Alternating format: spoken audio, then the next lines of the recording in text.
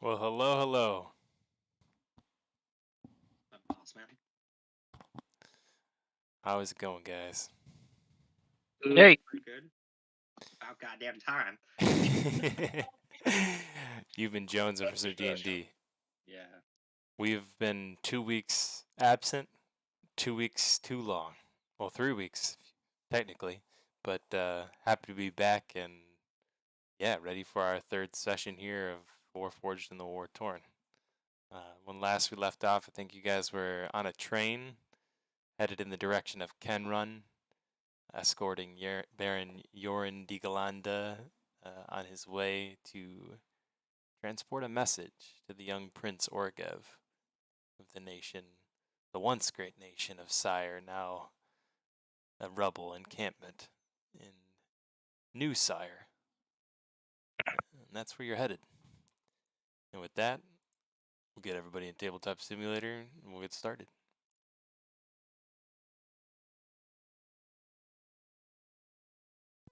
Well, if they got the clout to call themselves New Sire already, then they must be somebody. Or at least Orgev must be. Well, clout seems to be exactly what they're lacking, at least from the rumors being passed around the streets of Sharn. The young prince has made his way out to an encampment in the swamps of the outskirts of Breland. And he's been given the right to do this by his cousin and king of Breland. For that reason, So I was half right. yeah, kind of. I mean, he doesn't necessarily have sovereignship with the other nations. Like Sire used to be one of the great five. Remember the big five that we talked about? The kingdom of Galifar, the great five kingdoms. Well, Sire was once the jewel of Galifar. It was the prime kingdom. It was really what Sharn is today. But it was It was the one that was mostly within the borders of like the destroyed lands, right? When the Day of Mourning happened. right. Yeah. Now what Sire is the Mournlands. So the Day of Mourning occurred. Oh, so they don't have lands at all. Right. That's sad. Right. They're basically nomads. And because of his close relation to the king, he's been given refuge. And many of the people just simply went to Sharn to live. But the people who are loyal to recreating the nation of Sire, they reside in that encampment. Well, it looks like we've got everybody in Tabletop Simulator. So without further ado,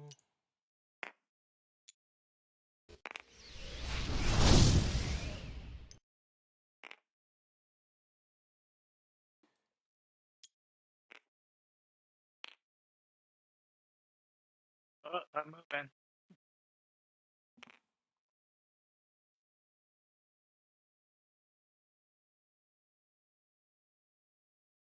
oh, and by the way, Larry said he's going to be a little bit late today. He's probably going to be in around 7:20. He expects 7:30. He said go ahead and get rolling without him, and that you could fully expect him. Well, I don't want to misquote this, so I'm going to read it verbatim. He probably wanted you to, but you're like, nah. No, it's nothing bad. Larry is definitely in a closet somewhere building Vanessa number 2. And Vanessa is a robotic chicken, for those of you who do not know.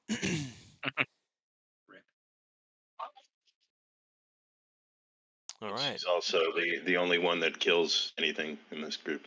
I've killed something. All right. Yeah, I'm a wizard. I indiscriminately kill things all the time. I don't have time to be guilty. I think the time for killing is soon going to be coming, and you'll find at an endless rate. Sick. With that being said, you We guys, don't have to murder hobo our way through the city. We'll find something to. Little bit of murder tourism. Hobo will. when you look around the train car that you've been relaxing in for, we'll say the last hour or so since you've commandeered the train, most of the passengers are simply frightened of you and the situation that's been unfolding for the last hour. The passenger car behind you that was on fire, that you guys set on fire and barred the door to, has since been quelled. And there's still smoke pluming from underneath the crack in the door there, but not black smoke anymore, just gray puffs of smoke every once in a while, seeming as though the fire has now resided. And you could still hear the pounds from the guards on the door, pounding their fists, demanding you let them in, but they could do nothing against the immovable rod that's lodged in the doorway. As it stands, you guys, have it made and have a free ride to Kenrun. But just as you're feeling comfortable in your seats, the car comes to a screeching halt, and you're rocked to the side, jostling into one another if you're sitting close to each other.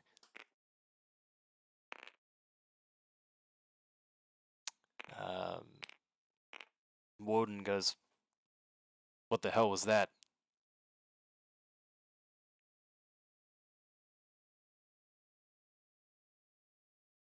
That can't be good. You hear Perhaps outside the somebody can go and check. screeching of the train's brakes as well, as the train comes to a sudden halt.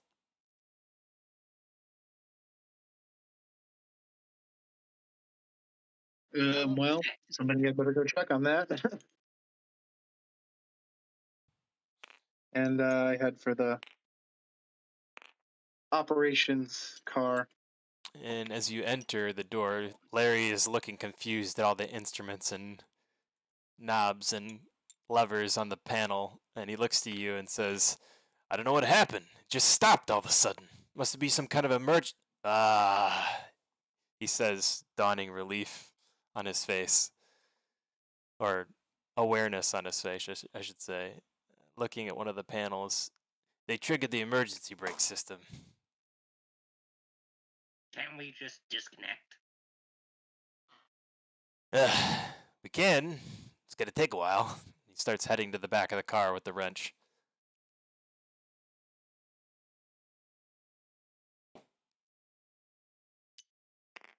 Now what? Well, I suppose we could attempt to disconnect the cars behind us, but that seems a little, well, And Larry like that mentions over idea. his shoulder as he's walking away, "They killed the disconnect on the panel up there. All the electronics just shut off as soon as the emergency brake got triggered. I'm gonna go see if I can disconnect it manually." Can I look around and outside of the car's windows and kind of recognize the area? As you look around outside of the windows, you notice you're in a densely packed forested area. There's rolling hills and mountains behind you, but the area in front of you starts to level out, and you see that it's a densely packed forest, as most of Breland is. You think, from the general idea of what you're looking at, that you may have reached somewhere close to Kenrun, as you know that those forests that are very thick in that nature, just past the mountains, only span a few miles, maybe 10 to 15, before you reach the outskirts of the village of Kenrun.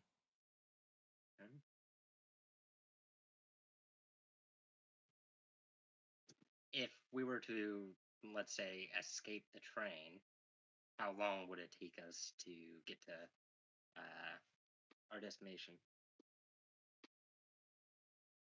On foot, from here, it would be, like I said, probably a 10 to at 15 least a day. mile, 10 to 15 mile walk through the forest. I would say likely a day's travel. Yeah. If you make quick work of it through the forest. Okay. But it's a forest, and nothing's ever quick in the forest, so a day at least. But remember, you're not actually headed to Ken Run. Specifically, I should say, the train was headed to Ken Run. You are headed to New Sire.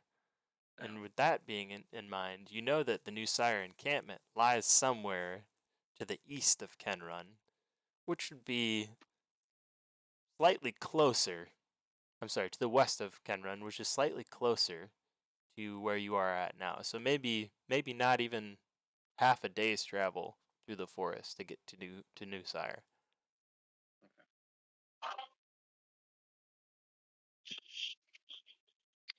Well, we should that hurry up sounds to the like it's train. probably the best bet. Larry comes back Unless in the from the train gets working outside real of fast. the train and says, no way I'm disconnecting that car unless Woden over there can torque about 16,000 pounds. Can you? Woden looks at you and says, negative. 15,000 is my capacity. All right. I say we make a run for it, or walk, climb, swim. Aren't we up in the air? We are. And how many feet off the ground are we? That is a great question. Currently, the track has actually resumed its groundly behavior. It's no longer floating in the air. You've reached land. That sky bridge essentially served from Upper Sharn to a landmass in the nearby area across the bay. Magic is easier than making tunnels through mountains. I can tell you, yeah, that the magic has its constraints too. It can only reach so far before those bridges start to have some serious structural problems. Well, it looks like Sharn doesn't have all of its ducks in a row after all. I can't. Doesn't one of us, or isn't one of us able to cast darkness? Sure. Why? We could pop smoke and escape. Yeah, that seems reasonable, but I don't know. I don't think the darkness is going to help much at this point. Well, what if you casted it on, like, let's say one of the guards' armors through, like, is it able to go through, like, windows and stuff like that? Well, yeah, but they've already seen us, and something tells me that it's not done part of their job description to chase us down themselves. Basically, I think he's looking around the cab going, they've already seen us, and we're not in any danger of them catching us. We don't really need a diversion to get out of here. We can stroll right out. That's basically what I'm saying, yeah. Okay. And from the look of it, Teeth, as you kind of look out the windows, you don't see any guards rushing around the sides of the train or coming from the other cars out of the cabs. You know that there's only one entrance, and all of the train cars are currently locked. I and figure barred. they're on damage control. Yeah, We did damage, a lot of damage. Well, there's plenty to be dealing with in the back cars. Some of them may not even know what's happening at this point. But being the amount of time Don't that's worry about it. passed, If they chase us when we run away, then we'll look into using my darkness spell. I only get one of those a day. I'm not gonna just, Yeah. I say we bounce. party vote. To the forest. Here, here. Well, as you guys begin to make your way off the train car, a figure approaches from what seemed to be a gaggle of passengers. And he's a rather dapper-looking individual.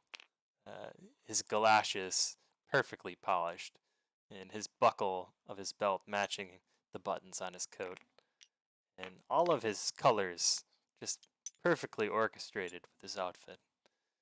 And he walks up to you and says, Hello, fancy hobos.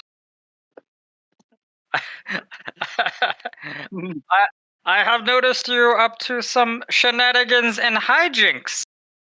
I just killed a guy. Oh, a lovely murder! Yeah, splendid, splendid.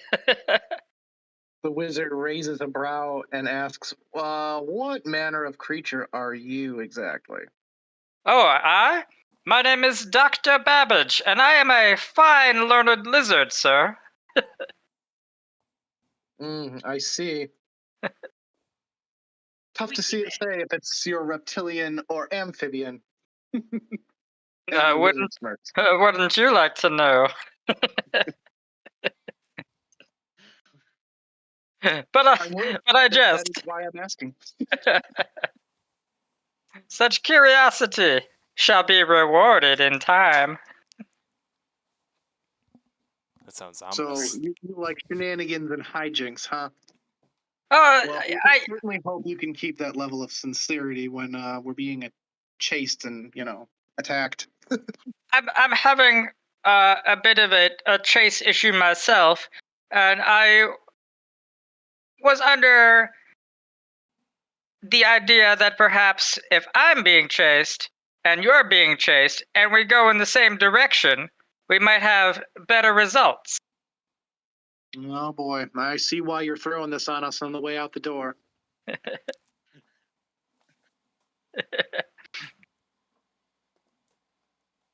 Let us just depart this area for now, and we will discuss this later.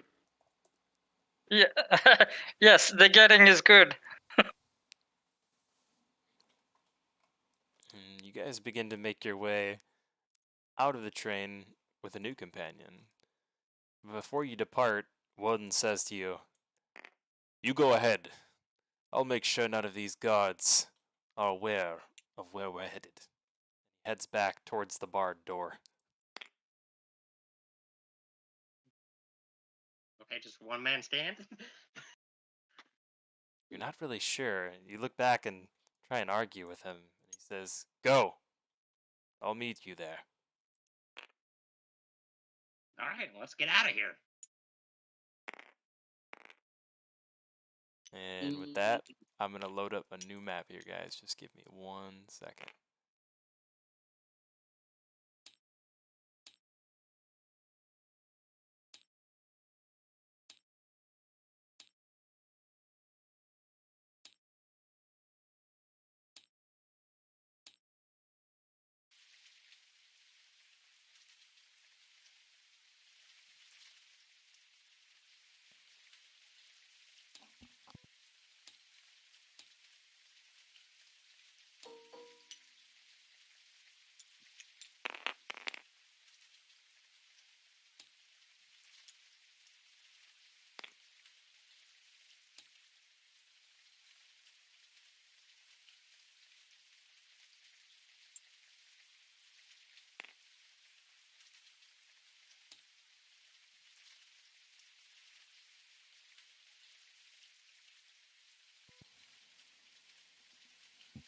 I think the much cooler Larry will be joining us soon, so I can stop butchering his role playing.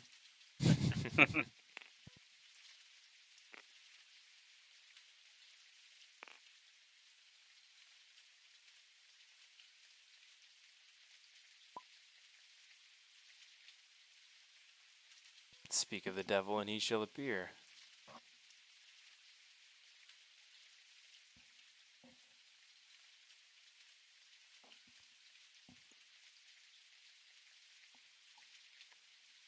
Looks like he just joined in Tabletop Simulator. I'm going to give him a second to hop in Discord. Let's take 5 here, guys. Go get a drink, go to the bathroom, do your thing, take a quick break here. We'll take a shorter break later on. Shorter than usual.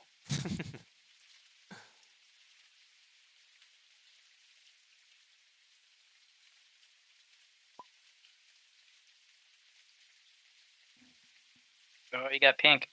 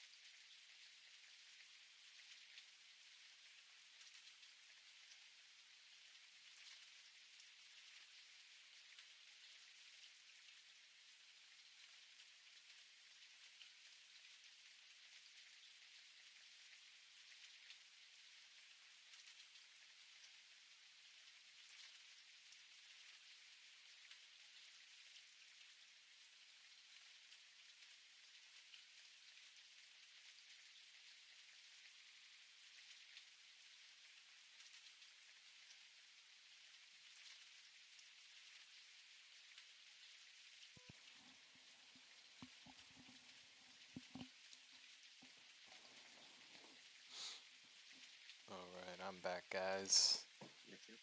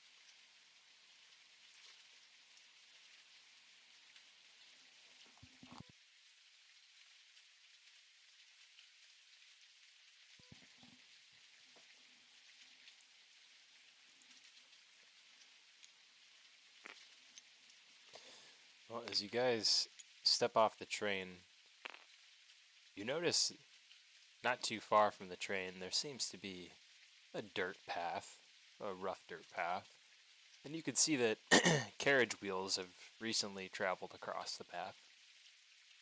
Faded, maybe a few days old, maybe a few weeks, you're not really sure. But from what you can see, they're headed in the direction the path travels. Same direction you're headed.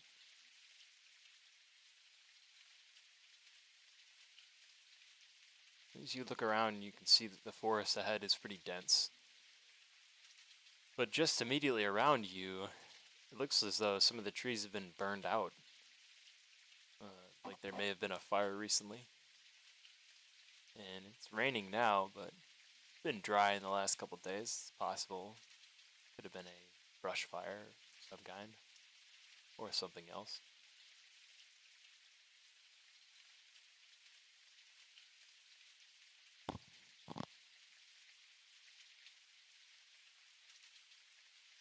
And am I able to see a source, or where it may have started, like a source of where it burned down? No, all around you really is just scorched earth. Interesting. You know, you're trying to look for a source, but all you can really tell is that the fire's been since put out by the rain, and it covered a pretty large portion of what was once a heavily dense forest. So we can see pretty well through the forest then? At least the immediate area Certain around parts. you. Okay. And feel free to use So the this whole as forest a didn't pretty burn, just this area. Yeah, feel free to use this as a pretty solid reference. So the burned out area would be the darkened earth area, and the non-scorched area would be that one with the lighter orange path just ahead of you guys. Brown, light brown.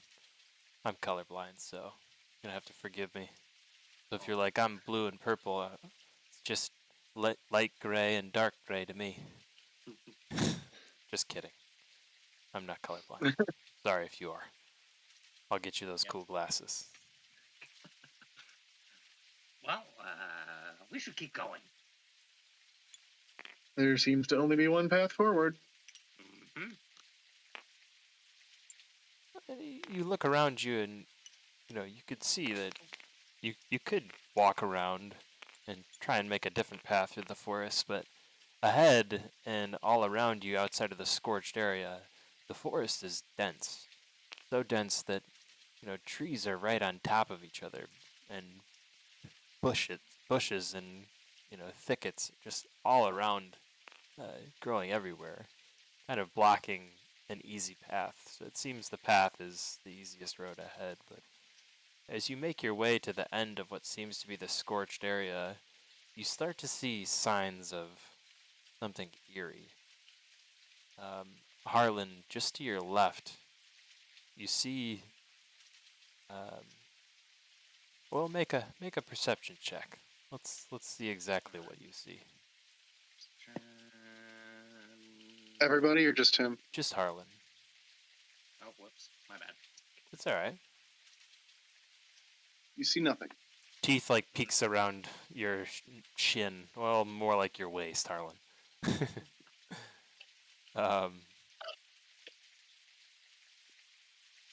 And you see a creepy web-like substance. You're not really sure what it is. It looks like it looks to be like a giant piece of a spider web, but you've never seen a web that big before. Do we all see it or just Harlan? At this point, just Harlan. Okay.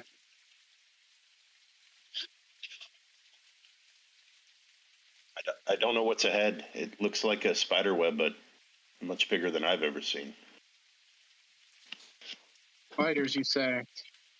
Samuel takes a closer look. Can I see the webs now? And Zamiel stops and looks exactly I where. want to investigate or something. Yeah, go ahead. Yeah, I want to do an investigation to see if we're surrounded. Go ahead. Yep, make an investigation Never check.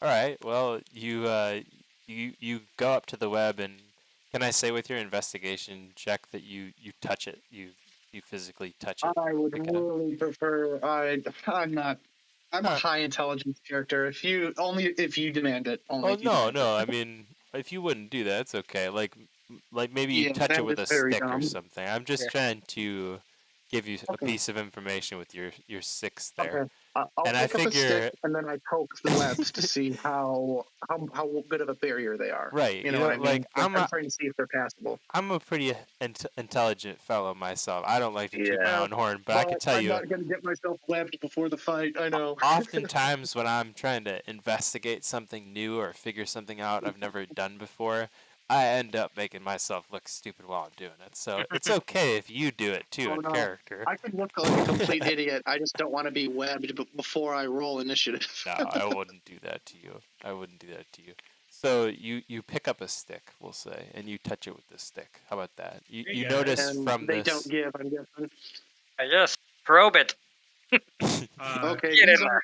these webs are clearly can you meant to guys be hear a me? barrier, Can I hear? so Zamiel is going to start casting his firebolt spell to try and burn a hole through the webs. Jesus. But Can you see, guys this hear is me? probably going to get us attacked, so get ready. Testing my sound. Can you guys hear me okay? Yep. Oh, there we go. Okay. I've been here for the past 15 minutes and I can't figure out how to get my sound to work. Nice. Welcome, you're good. sir. This is Welcome. the most frustrating fight ever. You're fighting with your audio, and you're about to be fighting with something else. Amazing. Love it. Great. Well, as you try and burn the web, you notice that it incinerates rather quickly and burns rather nicely, much like kindling. Okay, after I do that, I wait a second and stay silent and listen, try to perceive the surroundings to see if the spiders are, you know what I mean, coming. Well, And if they don't, then I shoot another firebolt at the webs trying to burn a path through them. While he does that, can I take out my oil cask and throw it into said fire? Smart idea. Well, from where you're at, you guys are pretty far away. You'd have to kind of run up to do that. But before you make that decision, I'm just gonna. Oh God! Someone just chucked a mini over there. Dr. Babbage. No, it wasn't me. I'm double. Oh, you're okay. Oh no! You're okay. Somebody flicked me. Yeah, that's completely fine. If it happens, if minis fly, they fly. Sometimes tables flip. It gets crazy. So basically, I just want to know before I answer your question, there, Teeth, Zamiel, are you shooting at these webs over here?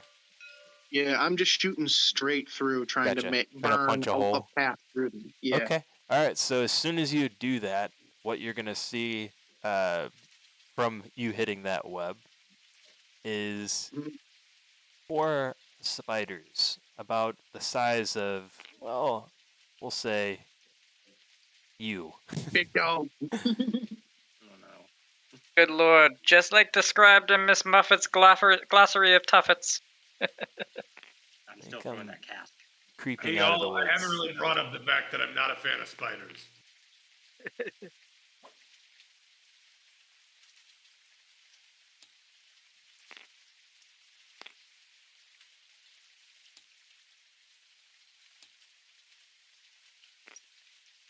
Who is a fan of spiders?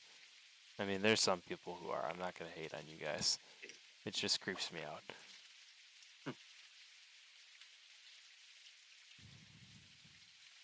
And they make it to the edge of what seems to be the barrier of their web, which is about here. And then they stop apprehensively. Do they appear to be? Actually, can I roll animal handling and see if they appear to be like defensive, aggressive? Like, are they ready to attack, or are they just kind of checking us out? I'm been shooting fire at them. As the firebolt passes them, you can see that they're pretty pissed off. They're Oh, like okay. they're like an I missed anthill the that just firebolt. got spit on.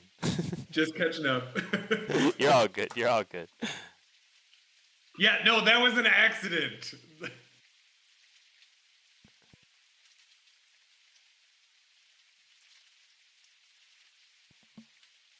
And you can see that they're kind of like rearing back on their back 4 legs, kicking up, and a few Yeah. of them are hissing at you. And as they hiss, you can see that something emits from their mouths. It looks like some kind of a, well, it's not quite a web, but some kind of a thick and almost lava-like substance. And it shoots out in the form of a web. And you can see that when it hits the ground, it sizzles and burns, smokes. Oh boy. Why are there fiery spiders in this forest? I don't know. Oh, that kind of explains the burned forest. Oh, that makes sense. They're Okay. spiders. That makes sense now. I got it. Nice. I spent a lot of time on that Are burnt we in forest. initiative right now? At this point, no one has attacked the spiders, and the spiders have come to the edge of their web and are just basically standing their ground. They're just kind of vibing. And Zarmiel pipes up and says, they're probably waiting for us to moronically walk into their trap. So They this have gives us a quite chance the to Stuckwood prepare. dance. Leander just says, all right, well, we got places to be. And he cocks his shotgun and he shoots the closest one in the face. All right. Okay. I'm gonna give you a free shot because that's how I roll, and then we're gonna roll initiative. Well, I was going to Amazing. ask one question first. Any of you not wearing armor? Sorry, that's damage. The attack is a 24 to hit. Yeah, that's gonna hit. Great. It's 6 damage. I rolled the damage first. All right. And then, if I can, as a bonus action, I'm gonna toss, just sort of gently toss Kevin forward, and he takes off sort of beetle style into the underbrush.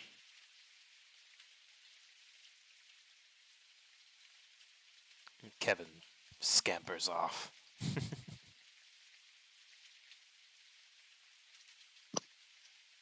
Oh, also because I came in late, I didn't reveal to everybody, but I also want to pull back my cloak and set down on the ground a sort of cobbled together, repaired version of Vanessa, who I I just sort of pat and say, "All right, girl, ready for your first fight?"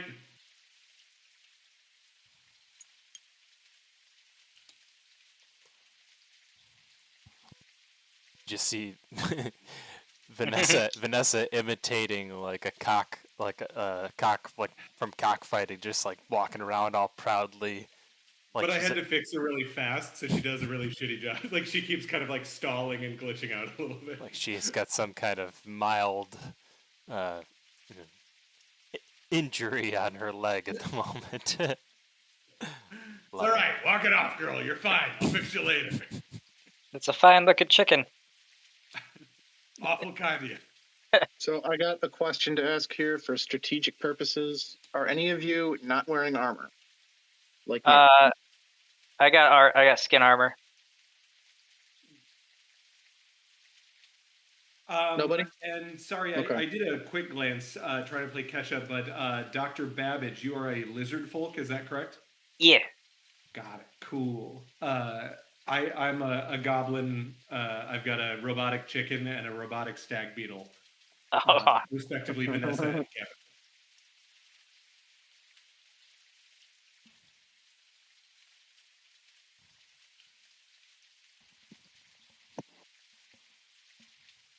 Oh, and I'm sorry, Gan, can you please remind me how to roll initiative?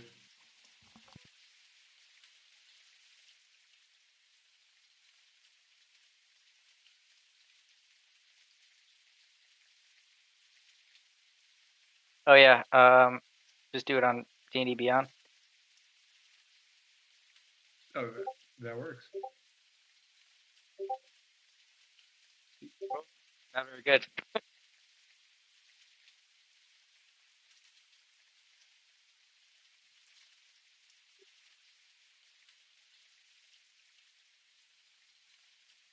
There we go.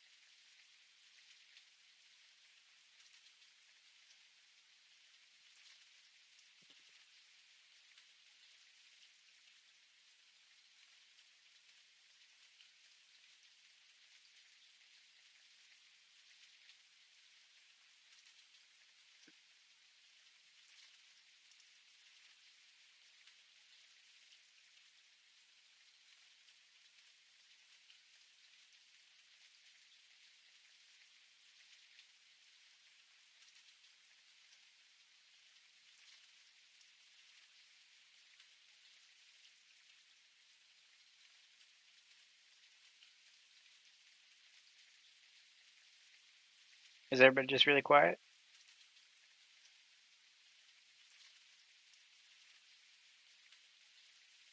Yes.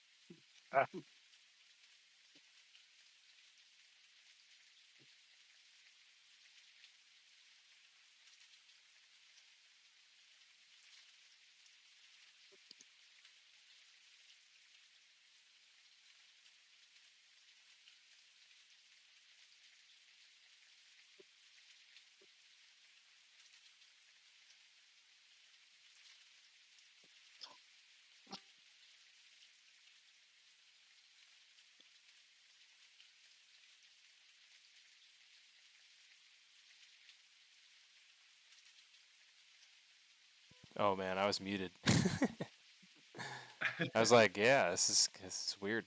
No, this is the least climactic fight we've ever had. Oh, it's super awesome battle. Well, no, everybody's got to join initiative still. Exclamation init space join to join initiative. Oh, you gotta type it every time. Can't do it from D&D Beyond. I think Samuel put that in the chat. Okay. Yeah, it doesn't work from D&D Beyond for some reason for initiative for Avre. So this is the only time you're ever gonna have to type an Avre command. Everything else you can do with your character sheet from D&D Beyond.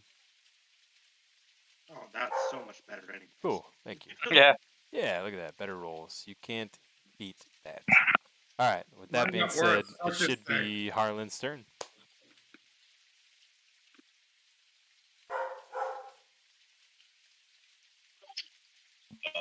Okay.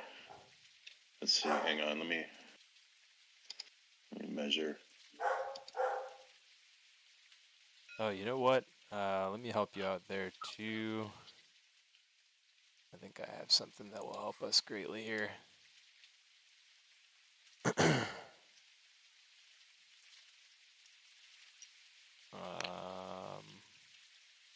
Maybe.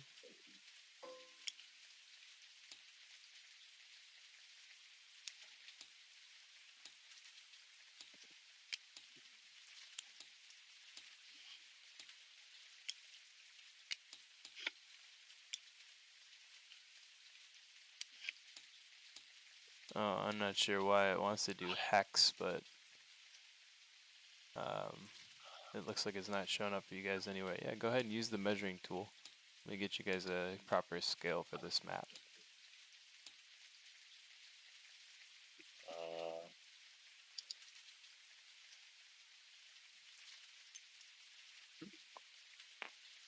More looks good for this map.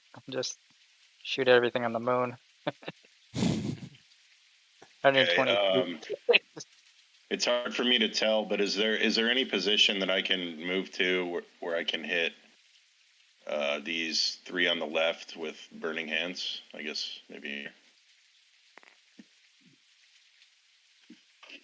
Well, let's say this. Why don't you use the F4 tool as your guide, and we're going to use inches for our scale, and we're going to call 1 inch 1 foot on this map. Make it nice and simple. I'm sorry. Can you remind me how to use how to get to the measuring tool? 2 ways. So tab, hold down tab, and that will automatically do it. Oh, got it. Easy. Done. Yep. And then F4 and F1 switches back and forth between ruler and pointer if you want to do it that way. Yeah, it looks like burning hands. You could probably hit all four. Yeah, when you do tab, when you hold it down, just remember you gotta switch back to your hand to grab stuff. How do you switch back? F1. Oh, got it. Okay. Nope, Yep. we're good. Okay. That's why I teach people F1 and F4. Perfect.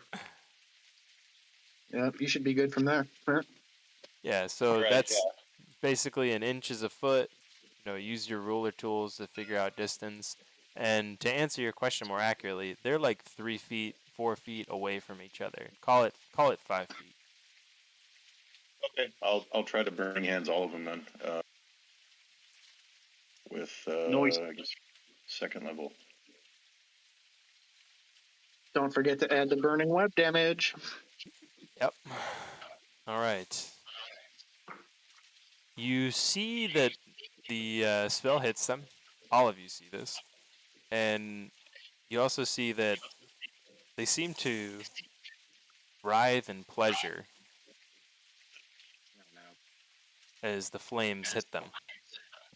Yeah, look at the new kid Yeah. shooting the burning spiders with fire. Come on. What are you, hourly? Don't mind him. You'll be getting a lot more of that. I guess I've moved about 15 feet, so I got another 10 feet. So if I back off, will I take an opportunity attack from either of these? I don't know. I mean, if you got close enough. If you're now within 5 feet.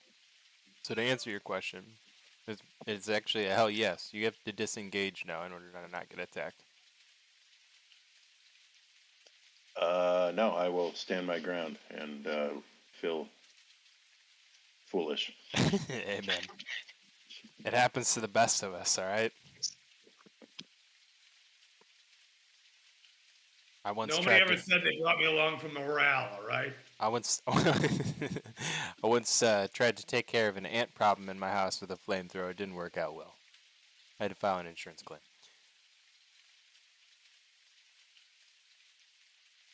All right, let's see here. So this should be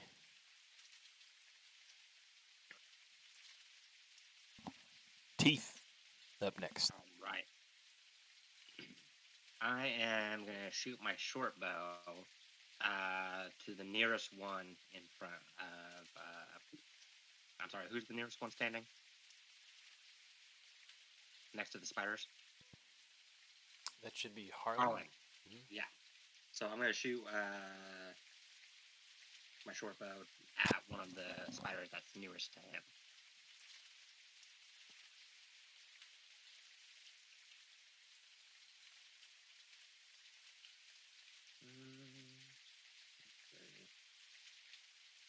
Where's the short bow?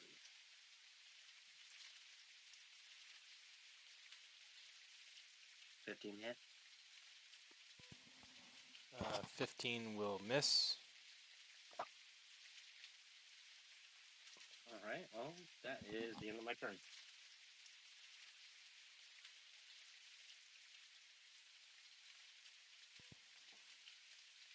All right.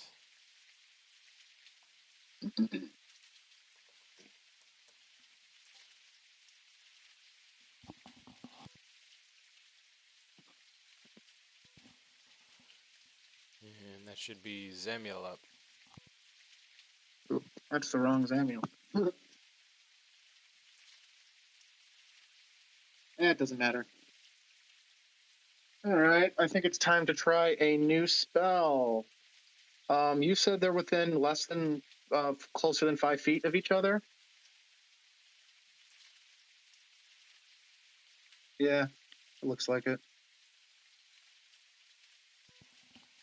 So I'm going to cast my Cloud of Daggers spell. And since I've never cast this before, I'll just link it or whatever. It's basically just a 5-foot AoE that deals 4d4 to each creature within the range.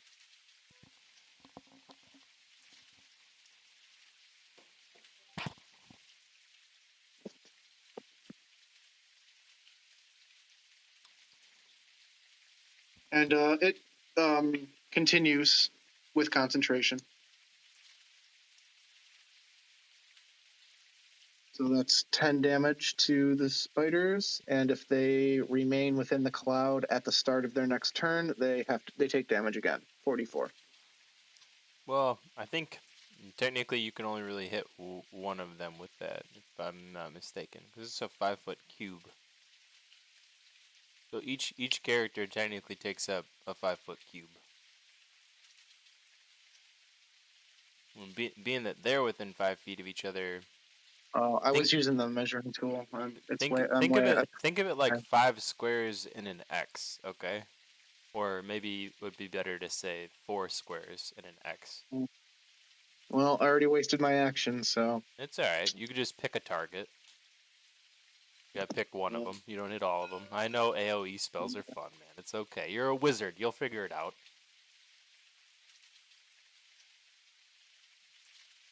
just this one then. 2, I guess. Hey, why don't you fireball him? Maybe it'll work this time. Oh man, I knew it was coming. Get him, I don't know Larry. what you're talking about. Get him, Larry. Get him. Yes, heckle. So glad to have you back, Larry. Alright, so that's 10 damage to number 2.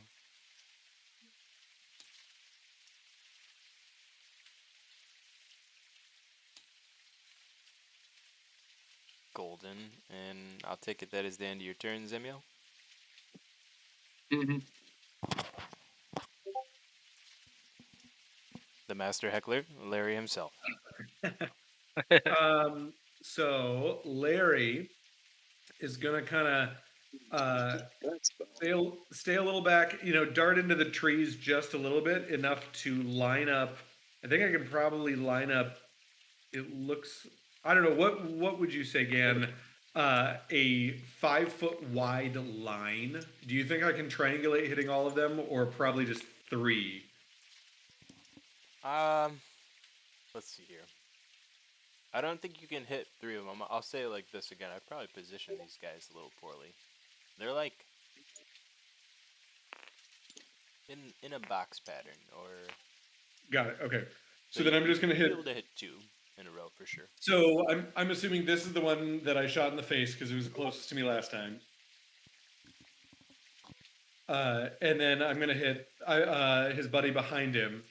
So the first thing I do is pull out from my little utility belt a canister of what you would confuse for bear mace, and I'm gonna just kind of shake it, and I say, "Hey, off!" and spray Tasha's caustic brew at them.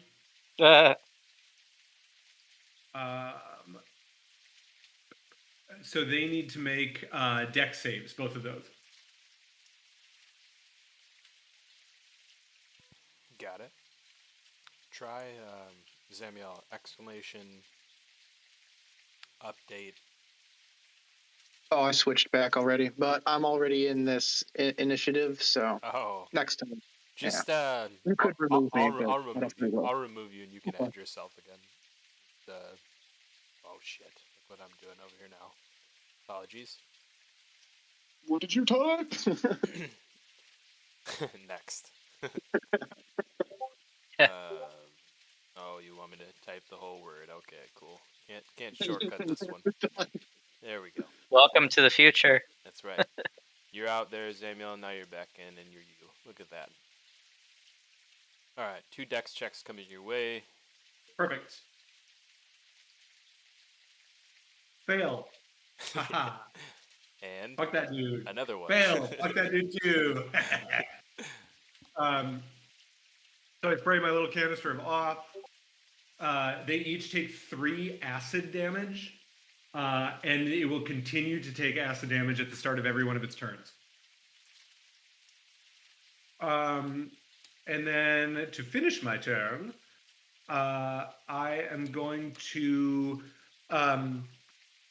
out of the underbrush, Kevin, my robotic stag beetle, crawls up the back of Harlan's leg.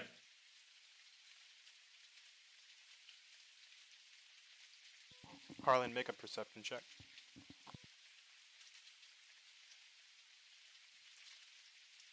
Oh.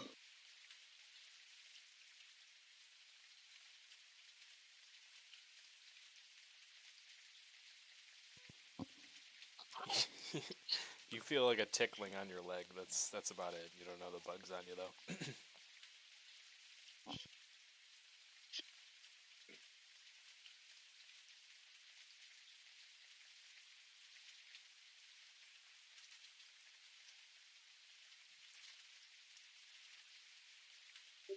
And I'm sorry, that's the end of my turn. You're all good. I was just being slow. Okay. Zamiel? Yeah, that's No. No, it's not me. The real Zamiel is not standing up yet. All right, Dr. Babbage, it's on you. I'm gonna cast Hex on LS2. This guy. And hit him with Eldritch Blast. I raise my lantern, and it glows like a bright green. And 9. Why does no one ever say cool shit when they cast Eldritch Blast? Like, what's Too Mimi. Come on, say something cool, man. I'm just kidding. I'm teasing you. That was You're like, awesome. I can't believe it. Nobody's If ever I done was this a before. warlock, Usually no one even describes it. They're like, I cast Eldritch Blast. You at least said I hold up a lantern and some cool Yeah. shit happens. I think I biff it. Unfortunately, even though you said some cool shit, nothing cool Yeah. really happened after that. It's so dark. You hear Larry under his breath, damn, dude, cool lantern. I got it at the Sky Mall. You ought to let me play with that for like an afternoon. Sky Mall is like an actual place in Sharn. Yeah. All right. If that is then your turn, it should be Harlan back up. Yeah. He's just hexed. So. Oh, I didn't realize. Did we have a surprise round? Well, The spiders aren't attacking. Oh, what the hell is going on here? You're right. You know what? No, It's 'cause I- don't remind him. That's cool. Damn it, Harlan, just punch him. Oh man, I screwed up with both my turns. I'm sorry. Harlan, you're an honest and good player. I appreciate you. Give me The 1 worst second. kind. I honestly Honesty gets you nothing. I added them, then we had to kill Yeah. combat because it was still running from our last session. That was my fault completely. Yeah, that's probably what happened. This should do the trick. Don't worry, I'm pretty sure all 4 are going to attack me, so. Well, You're doing good work.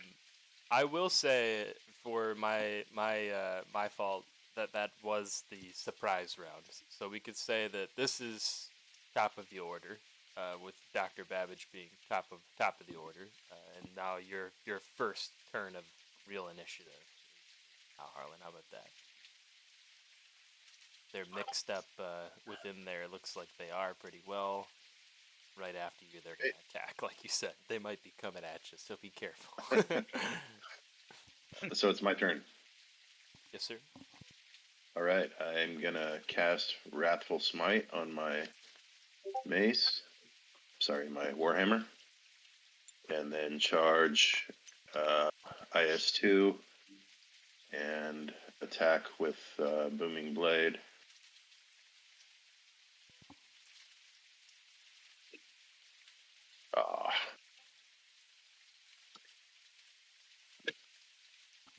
Right. An 8 will miss.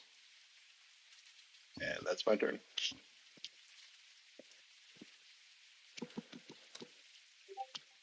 And as the weapon swings down at the beast, hisses back at you as it misses, just barely. And teeth is up. Yep. Let's see. All right. Damn. Well, I'm gonna shoot my, and that will be the end of my turn. And the arrow sticks home into the spider. And you hear it make a screech. I screech back.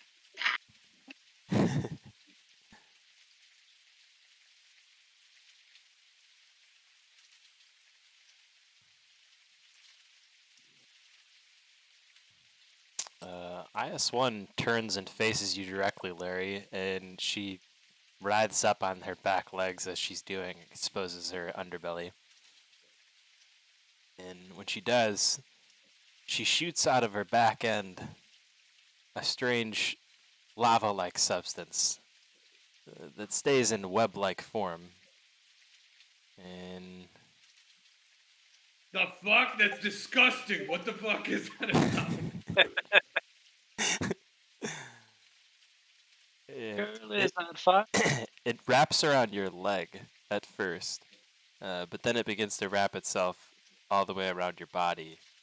Do I get to make a save of any kind? You do. Go ahead and make a dex save.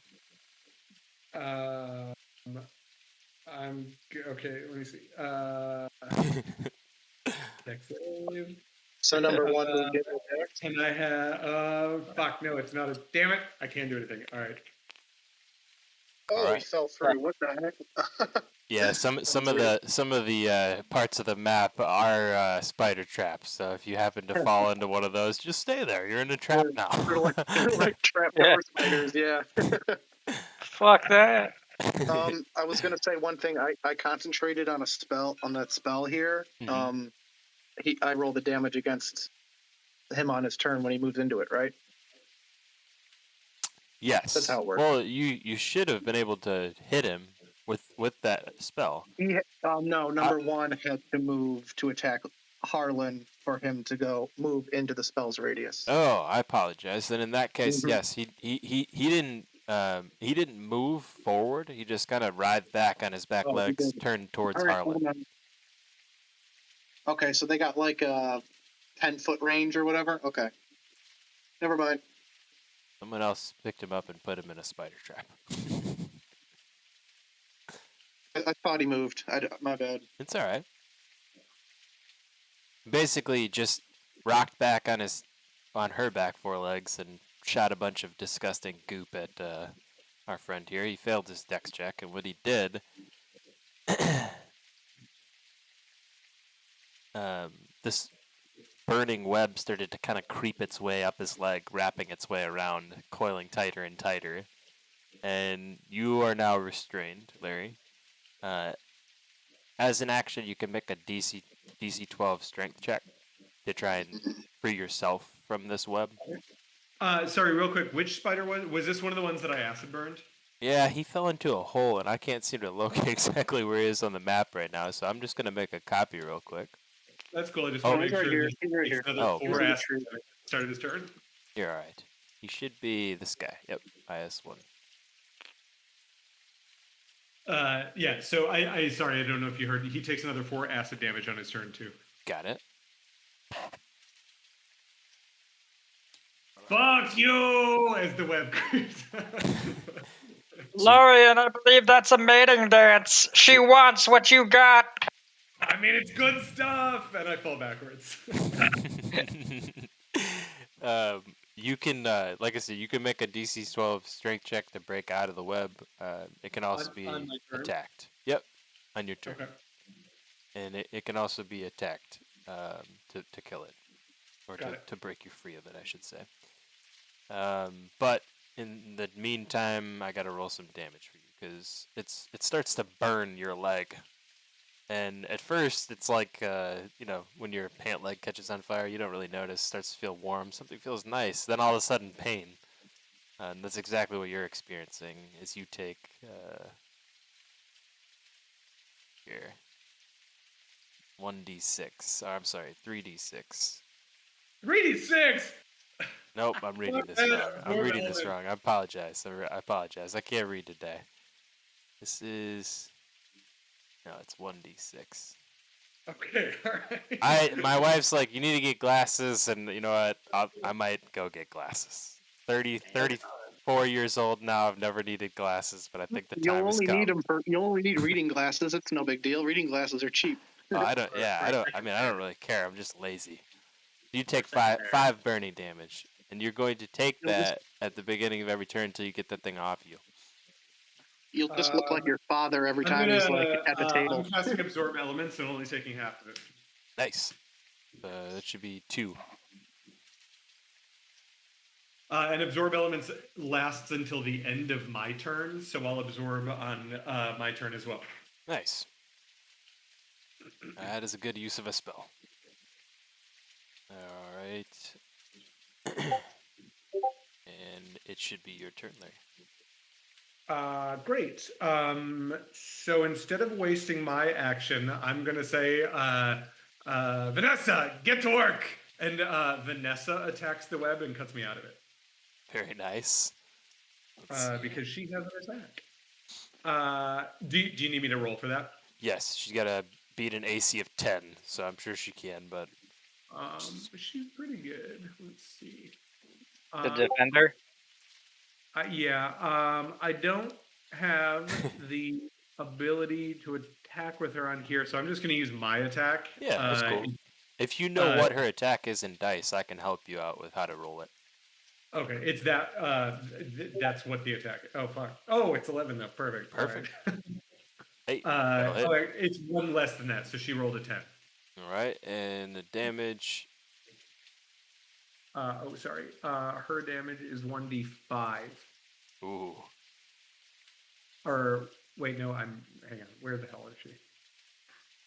Sorry, I have too many things going on. But you also have quite a few pets, and this is. I do. This is the second revision.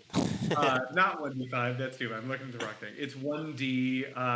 It's 1d8 force damage. Okay, that'll work.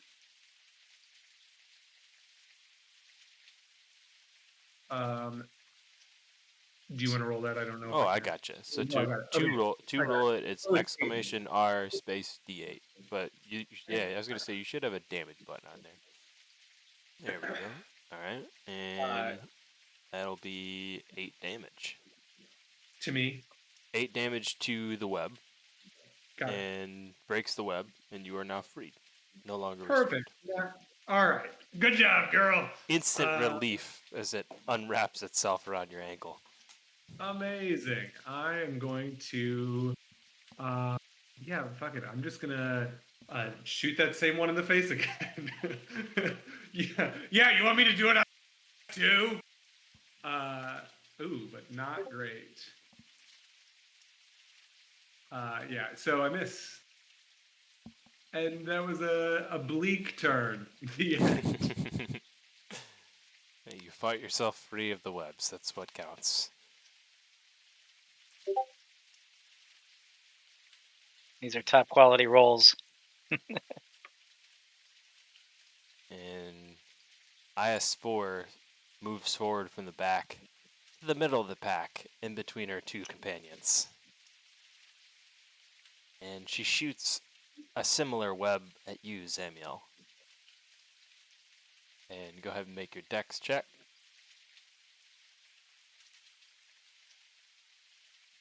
And it hits you regardless. You try and wriggle free of it, but it wraps itself first around your hamstring, then around your, well, close to your groin area, then around your waist. And rather uncomfortable positioning as it starts to burn. And you How much take damage? 1d6. Go ahead and roll it. Yep. Choose your own fate. Very nice. Is it fire damage? It is fire damage. Yep. So it should Well, be I'm halved. resistant. Yep. Yeah. The good 2. old Abjure would actually be 1. It's half rounded down. Yeah, you might be right. Yeah, I forget which way it goes. It's It might always round to the down. benefit I of. think so. It's I always think just that's how they half yeah. rounded down. Is what they It call didn't it. used to be, but it is in 5e. Yeah. Yeah, I like it. I dig it. All right. Very well. Just remember to roll a d6 at the beginning of your turn to take escape, that yeah. damage, or I can do it Right for your you. box. Not a big deal. You can also, yes, like it's a strength check. You can roll a strength check as an action to break free of. Oh the yeah, web. I was thinking of the grappled. Yeah, no worries. I mean, it's basically the same thing. Grappled is Yeah, like yeah. grappled is the Yeah, human it is. form or the live form of restrained. Yeah, they just only gave grapple the strength, the extra way to get out, just to make it less strength or likely. dex. I get you. Yep. Yeah. Yep. Yeah, this is just strength. But using dex to get out of a web doesn't make as much sense. Yeah. Right.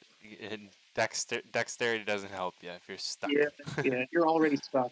Yep. All right. I digress, though. Sorry.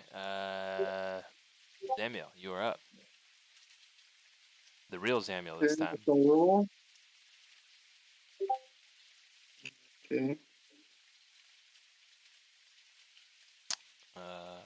You made it. You guys are really gonna regret getting in front of me, but whatever. You made a dex check, by the way, just so you know. Oh shit. Dude, Frank, go ahead. Roll another. It was a shitty roll, so to your benefit. Yeah. All right. So you don't break free, so you're still restrained.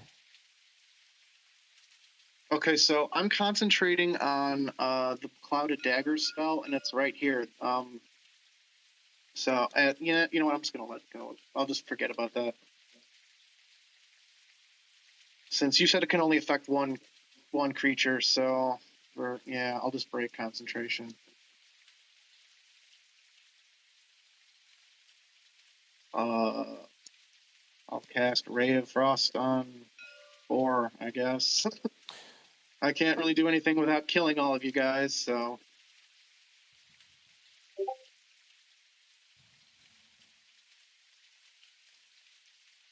All 8 right. damage. And what was the number on the target? Number 4. Number 2. Sorry, Number 2. I meant number 2. No worries. No worries. No worries. They all look alike out there. All right, and with that, you see him shrivel up, frost covering all of his extremities as well as his fangs, and he hits the ground with a thud, like an ice cube. Is it dead? Oh, he's dead. He shrivels up like spiders do. Has he ever truly lived? And you got to give something up to get cool fire abilities, you know? Did he go to the Spider Paris? Did he see the the No, he's Spider definitely Who? going to Spider Hell because that's where he fit in. He's already fiery. I think Spider Hell is everyone's hell. Just Yes, but it's a special place in hell, I'm sure. Reserved for only VIPs. yeah.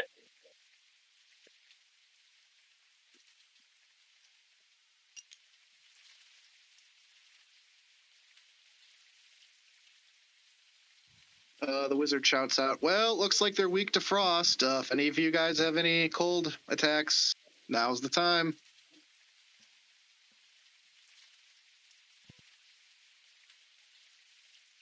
And I did that as an incidental. Not a reaction. I left all my Freon back at the workshop. Yeah. What is Freon? I've never heard of this. I'll teach you about it someday. Yeah, sure. Atticus, are you muted again? Nope.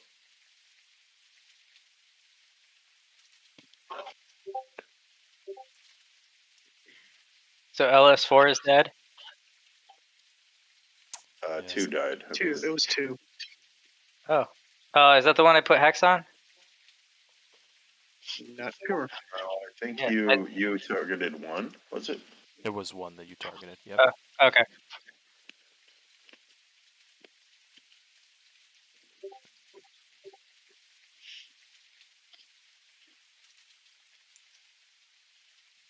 And IS3 takes the same position as IS1 had, stepping forward and joining his fellow spider comrades.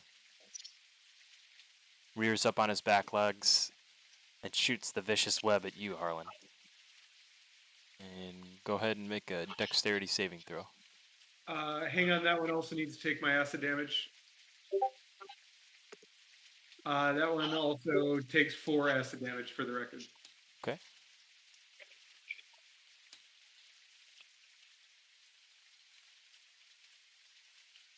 All right.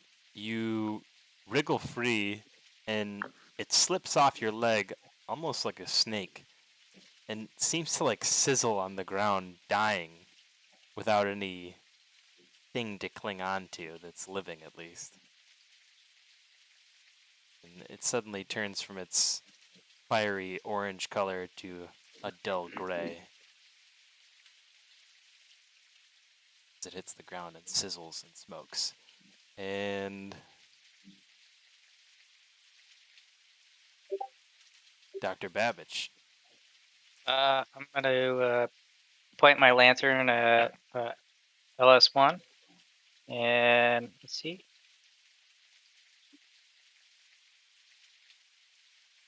Pew pew. 23 to hit. Oh, that will certainly hit. Too bad you can't turn it to cold damage. Oh! 15 That's 15 plus though. That might do it. plus Hex. Good 16 roll on that total. damage. Does that do it? And you are hitting IS. LS1. IS1. That will do it. Number 1, so 16. That will do it. Yep. All right, and then I'm gonna scoop my Hex along to the next one. Number 4. Yeah, to number 4. It like it like shakes and like has like a green ghastly glow about it, like something out of Princess Frog. It's one of those like monsters or monster ghosts. Emanating with a mysterious Oh, well, green at least glow. it has a visual signifier. I kind of need those. I hate spells that don't have them. All right, Harlan, as you It- just shaken off this disgusting web, you Right. I will. I believe I'm still concentrating on Wrathful Smite, and I'll attack IS4 with a Booming Blade attack. My Warhammer. It's an 18 hit. 18 will hit. So that's bludgeoning plus. It would have been the 7. And then, I'm sorry, I had Wrathful Smite up, so I believe it's a 1d6 psychic damage.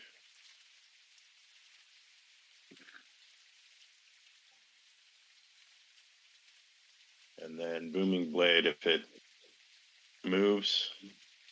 Oh, and it has to make a Wisdom saving throw or be frightened of me. DC 13. Oh, what was the chosen ability for the hex? Oh, wisdom. Seems fitting.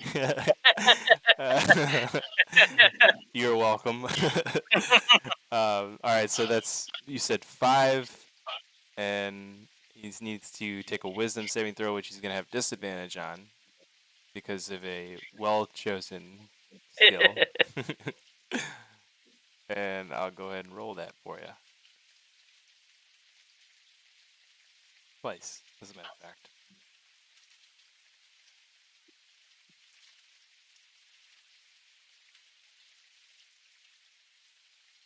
All right. So I'm rolling well. Only takes 8 damage then. All right. So it's taking a total of 8 on top of the 7, right? No, it was the 7 plus the 1 for Wrathful Smite. Oh, I see. I'm sorry. It takes the damage regardless of the save. The save is to be frightened or not. Gotcha. And that's my turn. These little pointers look like slap hands. Gumball machine. Right. All right, Teeth, and you're up. Okay, if I was to run up and get closer, is there any trees that I can possibly kind of get behind? This one would definitely block your. Oh my God, my tab's not really working too well. That tree would probably block your body all the way. Ugh. There we go. And then so I'll move there, and then can I shoot around the tree at one of the spiders? Certainly. Okay. Gonna add myself in the process. As a matter of fact, I recommend it. Yes. Seeing as they're shooting fire webs. Shit. All 13. right, that will miss. All right, and in the process, I'm going to, or right afterwards, I'm going to use my cunning action, cunning action and hide.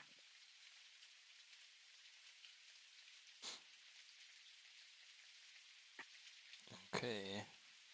And you are now hidden.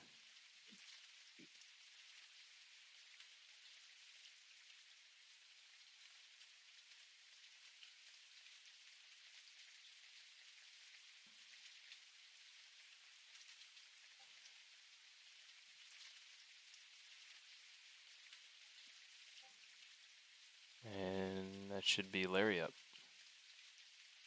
All right.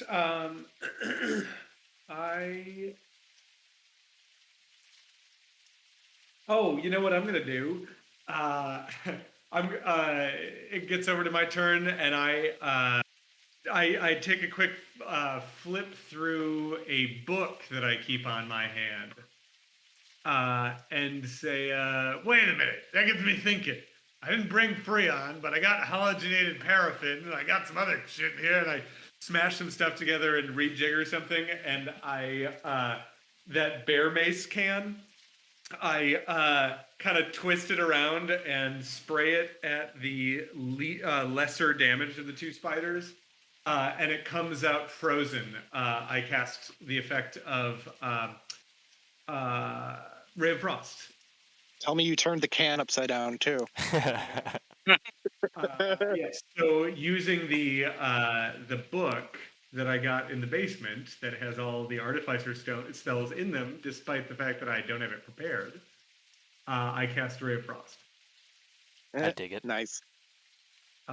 but I don't have the ability to cast it. So What does it if you do? roll it. You just roll your attack and then roll a 1d8. well, let's see. I'm gonna just verbal It still this. benefits from your spell attack, so add that to the attack. Yeah, if you Just guys verbal. ever run into this situation, you do exactly that. You just verbal it, and I'll help you get there. I promise. I know Great. pretty much every way to roll dice in Avre that there is to roll dice. Perfect. So I have a +6 to my spell attack. So if you could roll that. Cool. It's just a D20 plus 6.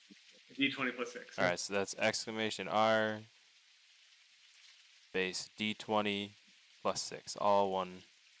That's easy. Fuck. So the can just blows up. But see, that's me All right. rolling for you. So you can't let me roll for you. You got to do it yourself because I obviously want you to die.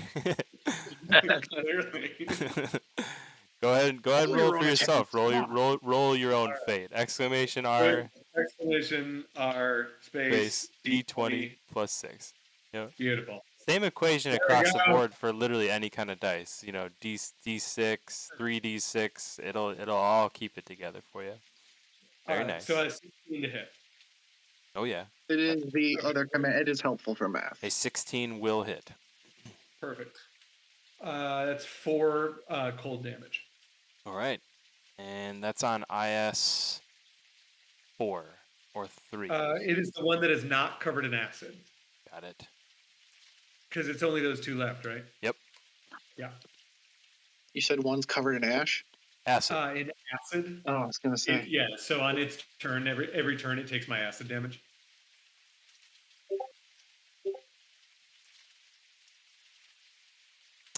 Should be taking my blades damage too. Got a minute, right? Yeah. It hasn't been more than a minute, right? No. No. It has not. Well, technically, since you cast that, no. My first turn, yes. No, it has not been more than a minute. So it takes 6 acid damage at the start of its turn. And 8 slashing.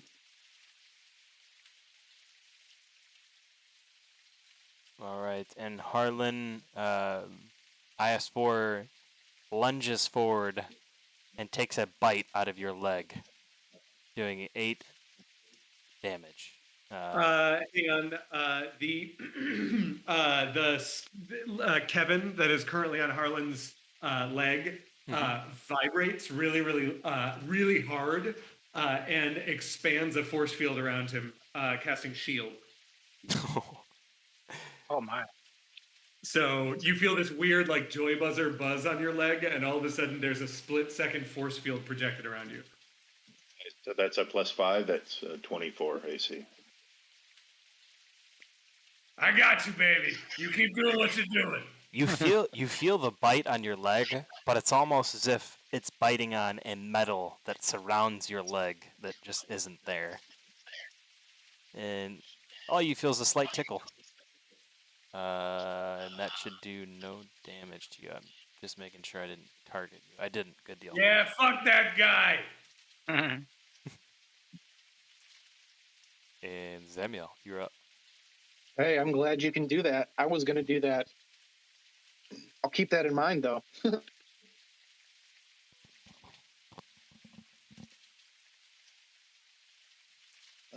Yep, time for some Ray of Frost. Wait, 2 of them are still standing, right? 3 and 4? Yes. Is that correct? Okay. Which one did you say was covered in acid? Number 3? 4. Oh, it was 4. Okay, then I'll target number 3 with a Ray of Frost.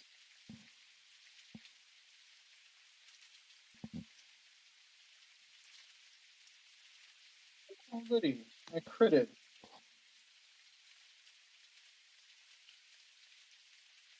I froze them good.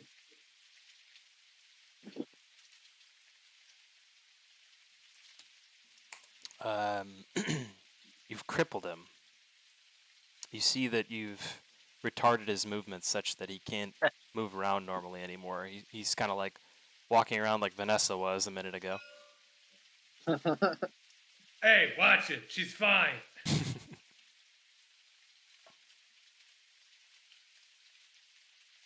All right, that's my turn.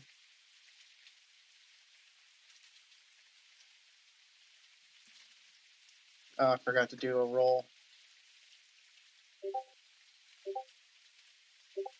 Okay, I guess I'm unrestrained now, but I Yes. wasn't gonna move anyway, so whatever. Oh, shit. I didn't realize you were restrained. I would have come and helped. Sorry. Yeah, where's the reactions in my favor, huh? Technically, You you're have to supposed make to. your needs more clear. I have a book you should read. Technically, you're supposed to take an action to break free of that. But I'll tell you what. Reactions. I'll give you a free action. Exactly. Give you a little bit of Oh, you're right. You're right. I forgot about that. It wasn't on inspiration. them. We'll call it. I forgot about that. It's all good. Don't worry about it. That's my bad. I'll shoot you again with a spider. You won't be moving anyway.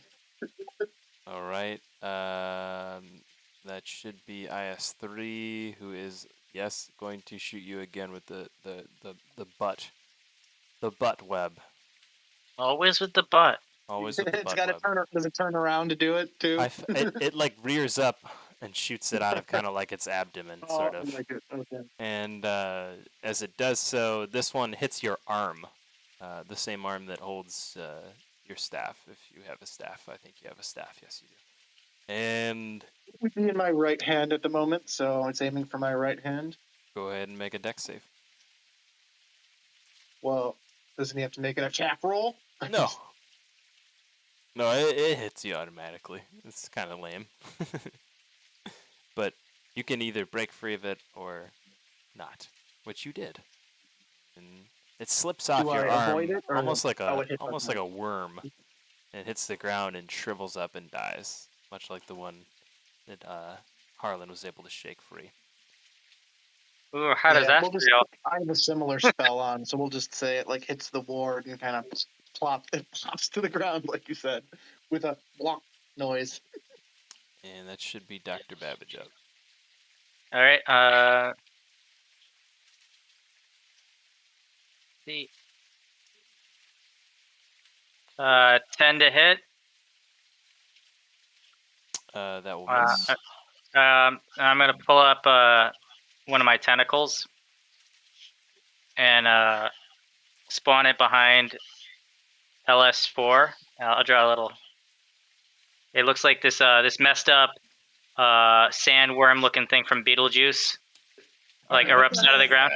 Are you all seeing that, or is that just a reaction to the Freon? Don't look into its eyes. It's really important you don't look into its eyes.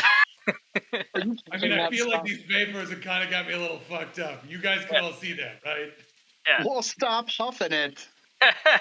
Don't tell me what to do. It attacks for 16. And that will hit. And 11 cold damage plus hex damage, which is 1d6. If I can find it. Where'd you go? Oh.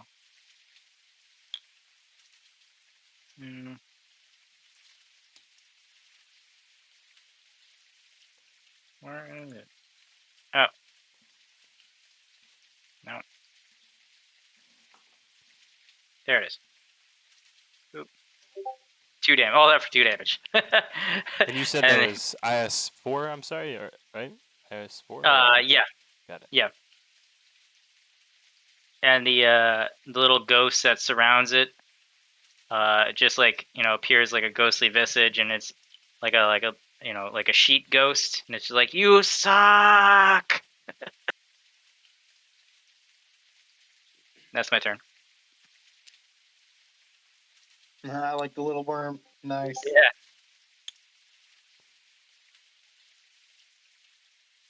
All right.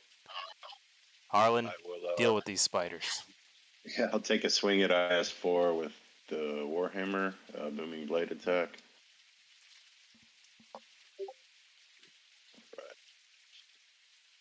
Just smashes home. You hear a crunch as your hammer hits down on him.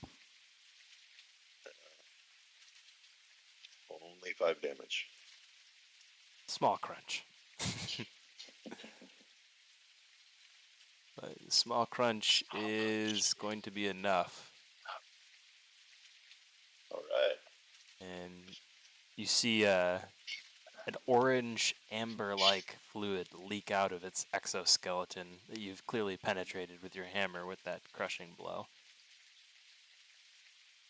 It lets out a final death screech before it dies.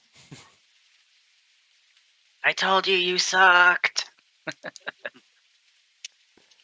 IS-3, seeing all of its companions dead around it, begins to scuttle left and right, staying in the same position it is. Because it's frosty. And if that's the end of your turn, Harlan, or if you're going to make a second attack here, No, that's it. then it will be Teeth. Yes, sir. I'm going to shoot that one with my short bow, and I'm going to make that a sneak attack. I believe. Let me just double check this. Come on.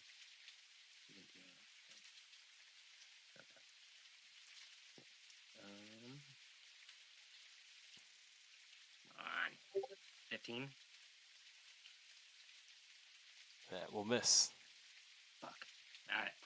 That's the end of my turn. I am out of hiding. You've popped up from your hiding spot, and Larry, you are up. I shoot it in the face, which is a 26 to hit. Predictable but acceptable, and it does hit, and it does do Fuck 8 you, damage, buddy. and Or it 8 does blow orange guts all over the worm. Sorry, buddy. I got some spider on your worm thing. No, it likes it. All right, that's kind of weird. And you see it kind of blow apart, shotgun blast, doing away with most of its abdomen and head, leaving a few legs scattered and 2 pincers still writhing on the ground.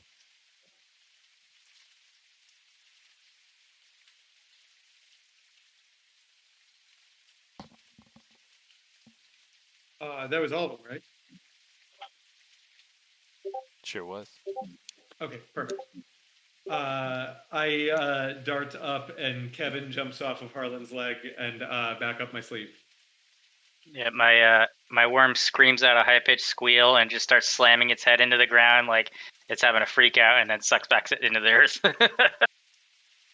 Dude, what the hell was that? It's really best you don't know. You know, I'm gonna probably agree with you.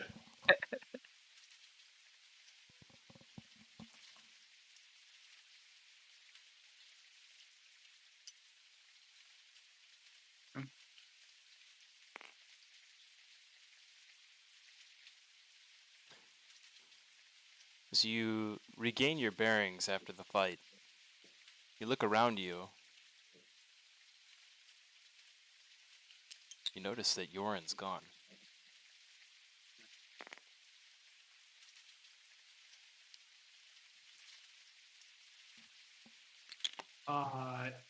Yeah. Hey, any of you see where the robot went? Oh, Looks Woden. like you ran out on it. Woden. He stopped short right before you guys hopped off the train, and basically said he was going to make sure the guards didn't follow you guys, and then he'd catch up. Yeah, no, you were talking about yeah. Urid. Right. Yeah, this boy. Right. Yes. Yes. Yoren the halfling is currently nowhere to be seen. Yeah, he definitely slipped out on us, little bastard.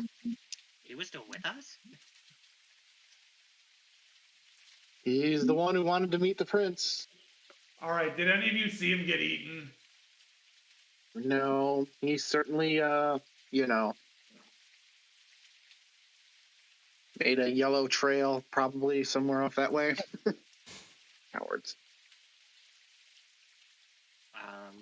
Can So I quick look to for assume any deceit. tracks? Oh, I am. Can I look for any tracks by chance? Right before you guys encountered the spiders, Yoren was making small talk on the road, and he had mentioned that these woods were full of beasts and creatures, and that recently it had been rumored that goblin hordes had been roaming the countryside, raiding and pillaging villages. I say, all right, kids, fan out. And I send Vanessa in one direction, Kevin in another, and I in another. Can we roll investigation or survival or something for footprints? Yes.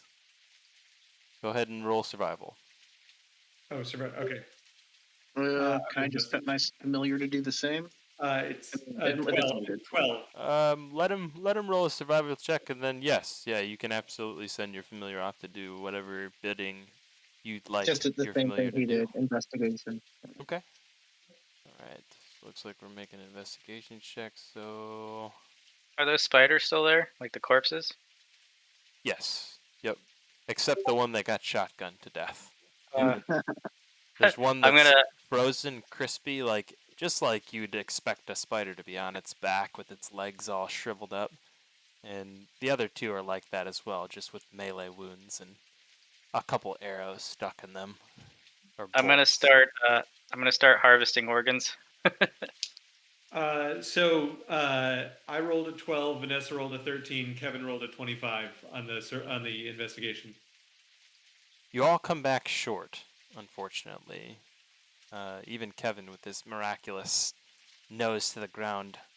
All right. Kevin's like a pro at this. I feel like this dude vanished, or something. Can I look up and see if he's in the trees? Make a perception check. Alright. Perception. Where is it? 21. Can I just assume that you're looking all around you two, Teeth? Yeah. Okay. So as you kind of turn all around, curiously looking about for our friend Yoren Digalanda, you don't see anything up in the trees. So you don't see anything hiding in the trees, but you see off in the distance what appears to be two trees that are moving a little bit more than the rest of the pack. And they're directly ahead of you, straight down the path, through the webs that Samuel has so nicely broken for us, which I'll go ahead and delete. Yeah, I'm gonna go ahead and point at those and be like, "Hey guys, those trees they're moving." How far ahead of us are they? Oh, that's a good question, but I'm going to use my ruler tool to tell me. Roughly 55 feet ahead of you. So in theory, okay, I'm gonna, as soon as Teeth points this out, I grab Vanessa and Kevin and say, catch up! And I cast Kinetic Jaunt, which means I can make, my movement's now 50 feet, and I can go straight through any obstacles. I can pass through them, and nothing can opportunity attack me if I pass by.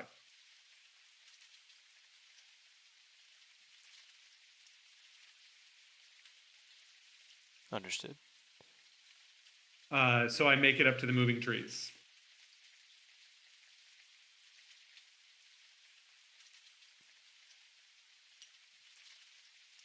And they're going to be basically right around here. Okay. So What are as you- those totem poles?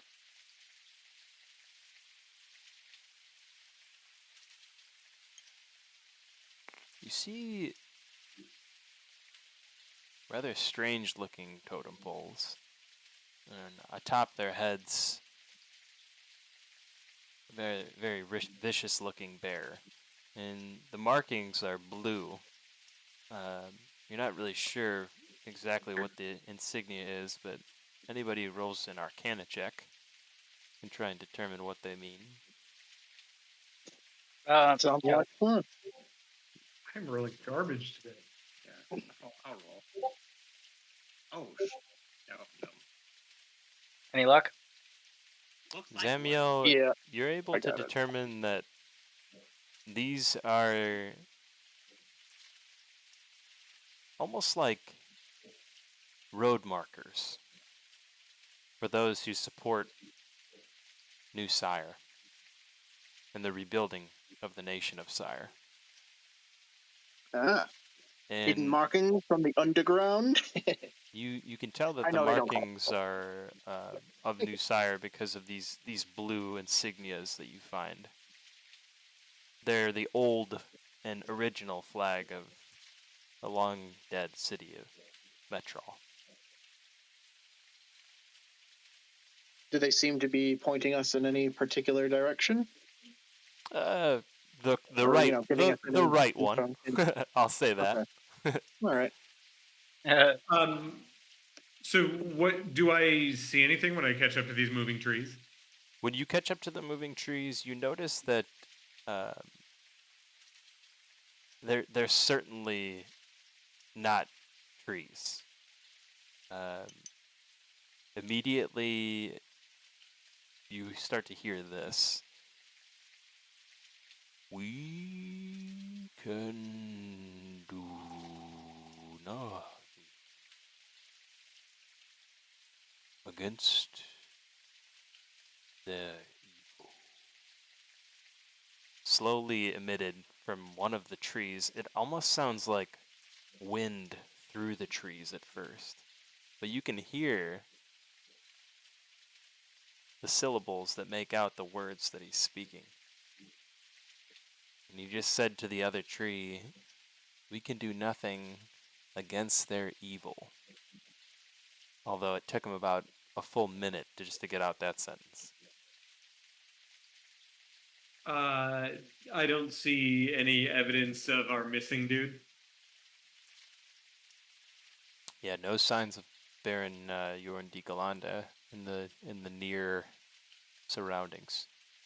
All right, I'm gonna send Kevin sort of surreptitiously into the underbrush, and I'm gonna stand right in the middle of the path, a sort of respectful distance back, and just call out. I'm gonna call out in Gnomish, a little bit of a broken Gnomish accent. Just say, "Hail and well met, big living tree things. What's up? What's on your mind?"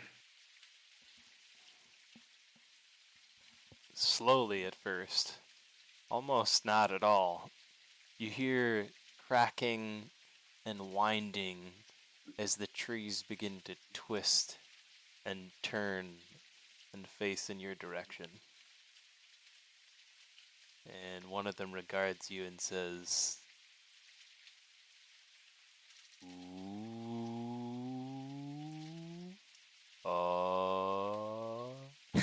without going through the whole sentence in Entish, asks, who are you? You can call me Larry Ander. We're passing through your forest here. Nice looking forest you got. We took care of your insect problem we found. I figured that was a kind of an issue for you, so we got that all cleaned up. And in the meantime, happen to be missing a halfling. I don't know if you've seen any halflings around here recently. And as you're rolling through your speech rather quickly, you can see that the Ents find the speed of your speech a little disjarring as they their eyes dart back and forth, listening to your sentences, trying to understand you completely. When one finally replies back after about a minute and a half, "What are you doing here?" To be And honest, at this point, you decide you're gonna have to be very concise and direct with how you communicate with these Ents, as several minutes are passing by just trying to communicate with them, as they take a very long time to finish what they're trying to say. Zamiel, do you come up behind me? Yeah, by now we're coming up. We're coming down the road.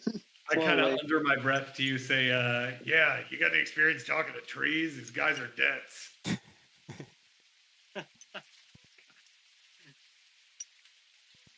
Zamiel says, curious to see these treants just standing around talking like this, but okay. And Zamiel walks forward and says, what seems to be the issue? You two seem to be distressed. And he knows this is not the best question to ask, but it's the only slow one that I have to ask. He goes into a 5-minute tirade that takes him 5 minutes to tell you there's been goblins about the forest recently, and they've been hacking down trees and making large bonfires, and basically, causing a detriment to the surroundings. They've also been robbing travelers as they come through the woods, mostly carriages and merchants, things of that nature. But they've got several carriages that they've robbed already so far. And he tells you that over the course of 5 minutes. Do I get the impression they have an opinion of me as a goblin? They're like looking at you like very scrupulously, especially when you're talking super fast. They're looking at you like you're. You ever had someone like random come up to you in the city or something like that, or in a busy place, and just try and start telling you everything that's going on in their life? That's basically what they're looking at you like. If you haven't had that happen, that's a good thing. Zamiel just asks where these goblin tribes armies been spotted. Yeah, what direction? And after about a minute of his trunk winding and turning and pointing in the direction you're asking, he points in the direction you're headed on the path. I see. So we're bound to run into more company. Well, maybe we're the company. He replies back to this, stay here long enough, and you'll run into many goblins. That's a promise. And that takes him about a minute and a half. This conversation as a whole has probably taken about 15 minutes of time. I'm also kind of offended by all of this. I just want to be clear. Can I start moving ahead, assuming that they are close, kind of stealthily? I want to say briskly, but definitely stealthily.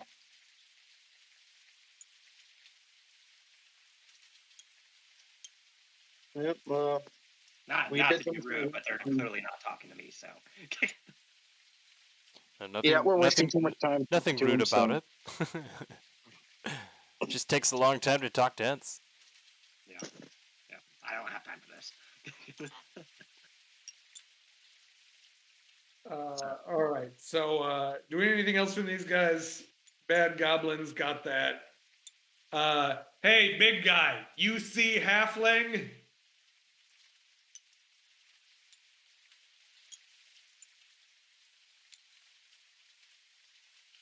And he scratches his head at first, maybe not understanding what the term halfling is. Then something dawns on him, and he says to you, one of those goblins did have a halfling over his shoulder like a sack of potatoes. Oh, good. Hey, where'd he go? And he again points in the same direction his companion did.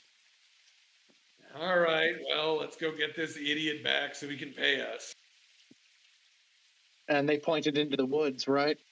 Straight down the path that you're headed on. Oh, straight down the path. Mm-hmm. Okay. And as you begin to edge towards that path, you see that it splits off And then you can see that there's a small encampment around the corner. And then you start to hear the sound of goblins ahead. They're celebrating something. Since I'm probably in front, Zamiel's going to turn around and do like a hand signal telling the party to quietly get into the trees and take cover. You can hear the awful sounds of goblin music playing, and a few Hey, goblins. it's not that bad, all right? And a few goblins dancing around the fire.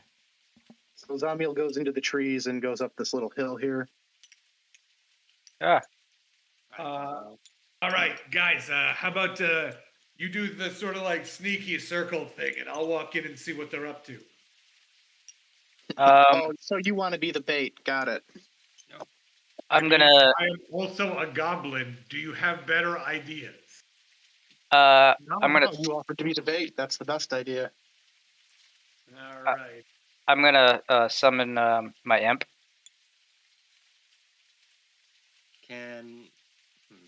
Once we get to the top of this hill, can I make a perception check and see if there's any maybe I would say border guards?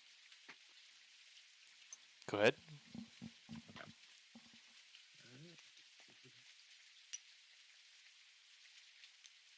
14. You see that there's no guards patrolling the outskirts. It looks like most of them are gathered around the campfire. The few guards that you do see roaming the outskirts are on the other side of the camp, and most of them are busy chopping wood and bringing it to the fire. All right. Larry is going to direct Kevin to crawl out and find the chief, or like whoever looks like the boss here. He's going to kind of like look back at the team and just kind of give him a like get in place signal. And then he's going to kind of loudly but to himself sing in Goblin a like dirty tavern song in the way that you would like just casually pass the time by singing to yourself as you walk through the woods. Covering for us too. How generous. Mm-hmm. So as he's sort of loudly singing, he's going to kind of like wander into the camp basically and just be like, "Oh, hey guys, what's going on?" All in Goblin. I will use your distraction to hide behind the tents and come down the hill. All of them turn to you Do we still immediately, some of them grabbing their arms. And the goblin captain or chieftain walks forward and says, well met, traveler. Who might you be? Don't see too many goblins in these lands that don't roll with us. Well, I was thinking that myself. I kind of got a little turned around. I'm a Clan Cinderbone. The name's Larry. But yeah, I was just doing a repair job. I'm a talented artificer. You know, if you got anything that needs fixing back there. But yeah, I got a little turned around in these woods. I mean, the fucking trees. You know what I mean? Yes, we hate them. And he looks back and says, we do have a few. Sorry. Oh no! So Larry kind of in commiseration, kind of like clanks his like steel and mechanical parts. We do have a few wagons in need of repair, he says in jest as a couple of the goblins around him laugh. I mean, I'd be happy to take a look if you like. In exchange, of course, for maybe a drink or two. Yeah, if you can fix them up, get them working again, I can pay you in drink. It's a deal. Larry is gonna go and he's gonna make it look like he's like rummaging around and like actually like trying to survey damage, but he's actually totally scoping out the camp and searching for anything useful, and like he's doing a full intel sweep while he's like casually kind of surveying what's wrong with the wagons. The chieftain walks over to one of the other goblins and takes a jug from him and steps back towards your way. Almost like someone at the mechanic shop does to the mechanic, looking over your shoulder. How are you gonna put him back with the wheels all bent like that? Oh, I mean, me and Vanessa here, we'll get these righted just fine. And Vanessa kind of like awkwardly clucks in a very robotic way, and then opens her beak, and it's a little like acetylene torch, like a welding torch. And I'm gonna roll a little sleight of hand, and tuck something in my mouth while I'm hopefully distracting him with Vanessa's little fire show. Let's see here. All right, you pop it into your mouth, and he is none the wiser. Great. And as I kind of like in that fake way of like looking like I'm really surveying something and having Vanessa kind of like help start to like get close with her little welding torch, I kind of like casually reach my hand back for the jug of whatever spirit or whatever he's holding, as in a like, yeah, I could use a drink kind of mode. Here, wet your whistle. And he hands you the jug of what looks to smell like, or what smells like terrible grog or something. Beautiful. Haven't had good goblin stuff in a while. And I put it to my mouth, and I spit the poison pill that I had in my cheek into the. Instead of taking a drink, I spit the poison into the jug, and say, "Yeah, that'll do it. Join me in a drink, would ya?" And he quickly takes the jug back from you and takes a rather large swig, holding for 3, 4, 5 seconds before he puts it back down. Nothing like it, right? Well, here, let me get to work as my repayment, and I'll have these spit spot by morning, eh? He thanks you and returns the jug to the goblin that he took it from. And you see that jug begins to be passed around from one goblin to the next as they drink from it. Larry is too proud of himself to even smirk very hard. And he's gonna start. He's mostly like casing the camp and like looking for anything valuable that he can at least get info from, but is also kind of trying to eyeball where they might hold prisoners. You see just behind you, Baron is hogtied, sitting face down on his belly next to a tent. Is he gagged too? Yes. Yeah. No one guarding him. He's just kind of lying there. I'm sorry, who is? Yorin. Oh, got it. Okay. Okay, great. So I am going to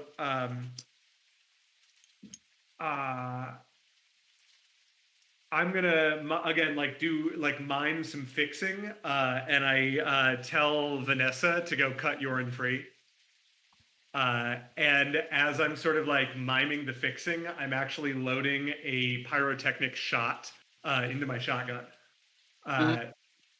And so as soon as I see Yorin get cut free by Vanessa, I'm gonna turn around, shoot the campfire with a smoke shot with pyrotechnics, create a 20-foot cloud of smoke at the campfire, and I'm going to bonus action hide in one of the broken cabins, as I'm assuming that's a good enough signal for everybody to come out of the woods. I was gonna send. After you passed the goblins all of the drink and they drank it, I sent you a message, using my message spell, and you're allowed to reply and tell me that you found Baron or Bjorn, and I tell you to make yourself scarce in the middle of the camp in about a minute. I respond to that second message with, yeah, consider this scarce. Sorry, it came about 40 seconds faster. And then cue explosion of gunpowder in the middle of the camp. So I have a question, seeing as I'm still up on the hill in the tree line. After the smoke kind of explodes in the fire, do I see any goblins that are outside of the smoke?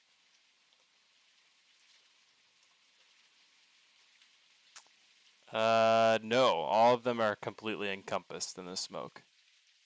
Okay, It's just well, as soon as the a 20-foot smoke. circle at the All campfire. right. Yes. Okay, I have a spell that's going to ensure our escape. So as soon as the smoke erupts and you start to make your escape, I'm going to let off my spell, which should hopefully keep them from chasing us. And my spell is... Where is it? Yeah, Rhymes Binding Ice. It's like Cone of Cold, except they have to beat a Con 14 save or they get frozen to the spot. Like it? Dang. So all these guys, 30-foot cone. Has to beat 14. So,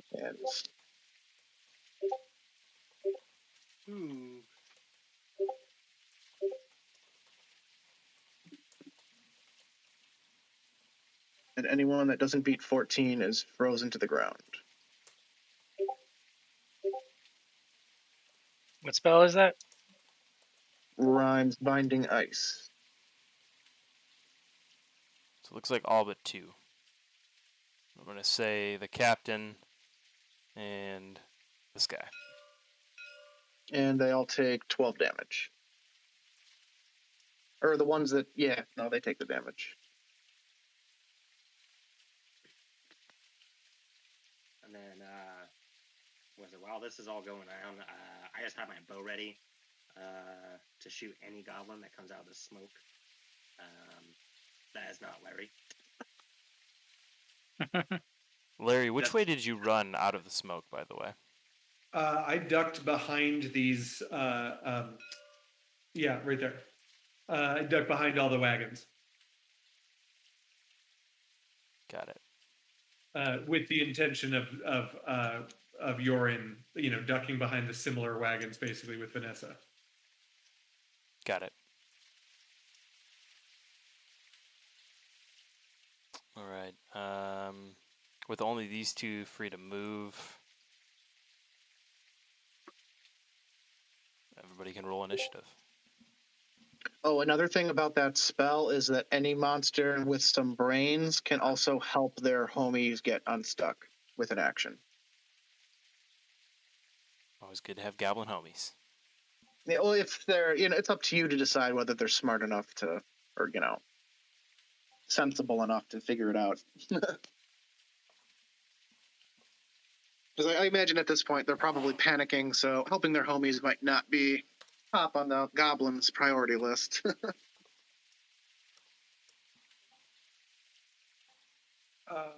Also, Gan, how many of the goblins, including the leader, got poisoned? You were able to poison 6 out of the 8 that are standing. So only ones that are not poisoned are the ones that are outside of the campfire. So basically, the ones that are standing in the tree line. Perfect. They're currently shrouded by smoke to you guys, but they're on the side of the. They're on the same side of that cart that you are with Yorin and Vanessa. That makes sense. All right, so let's do this here. It should be Goblin 7 at the top of the order. I've got to free some goblins. I'm actually up top. Oh, you are at the top. That's my bad. Go ahead, Deep. You skipped him. I know, right?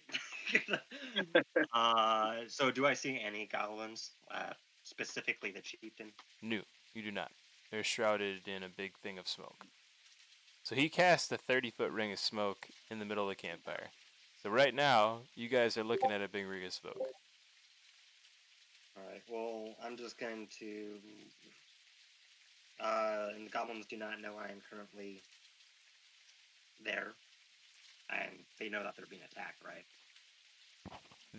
They do not know of your physical presence, no. Alright, I'll just play Guardian Angel right now then. I'll skip my turn. I'm staying hidden. Alright, I'm going to stay hidden, and that should be Goblin 7 now.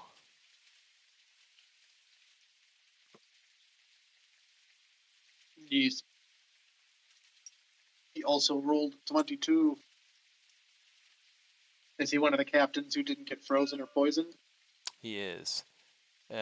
His first action is to walk out of the smoke, so he makes his way really blindly in this direction, heading away from the party. And once out of the smoke, he looks around and starts to make his way towards the tree line. Makes it to about the tree line. Alright.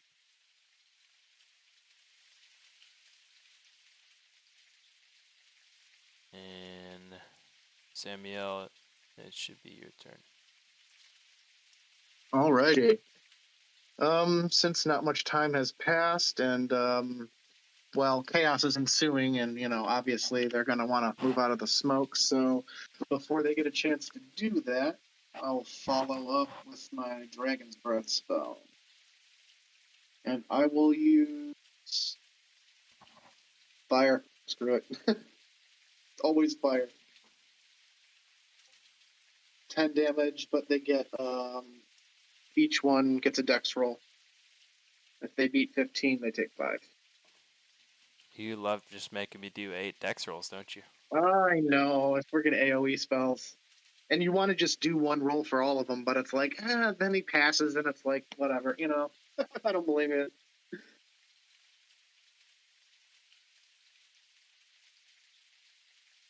That's the downside of having a lot of enemies. I suppose we could all just play fighters or barbarians or something. Don't worry about it. It's the joy of the game. Rolling dice.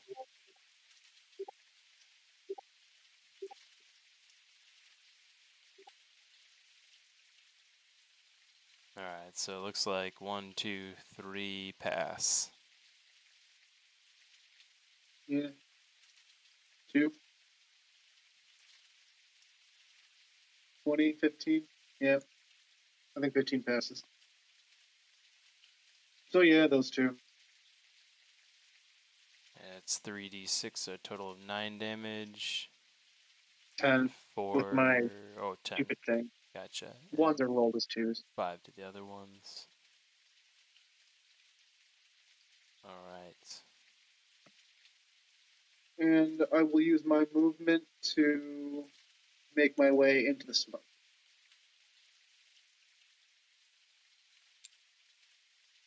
And I have dark vision, so I should see a little better than you guys in the smoke.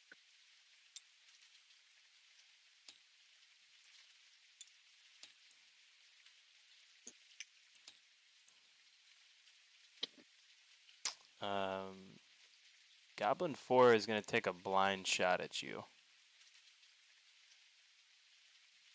And not being able to see, give disadvantage on that.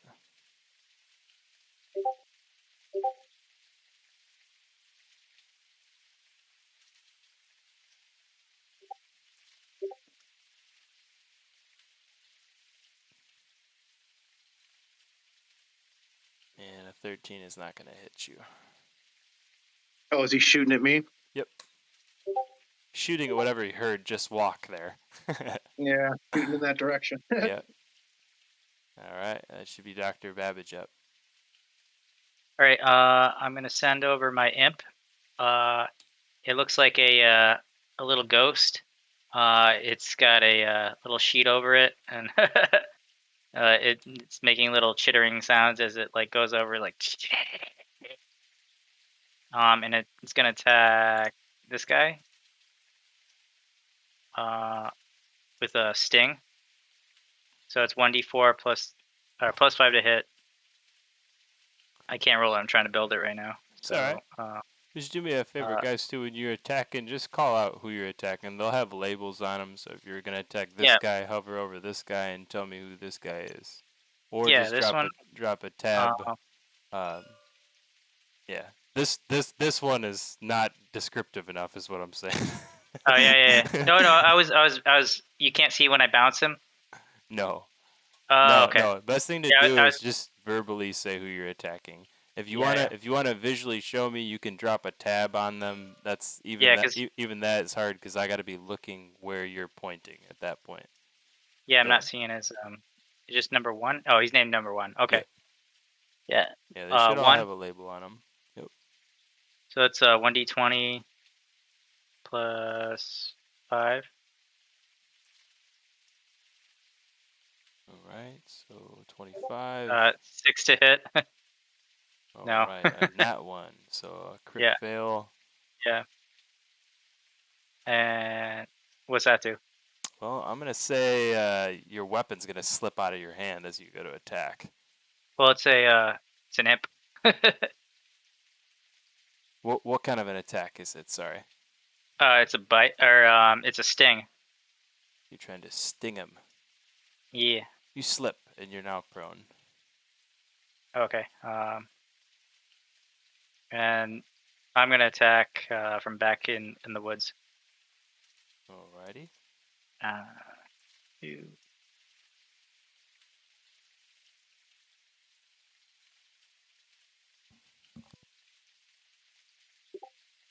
12 to hit. It's gonna miss. All right.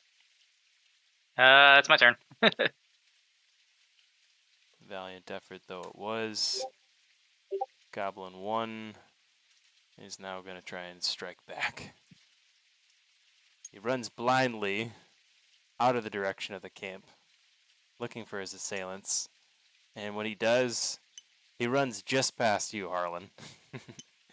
And you can go ahead and make an attack of opportunity on him as he runs past you, kind of like noticing you're there just as he gets to the left of you.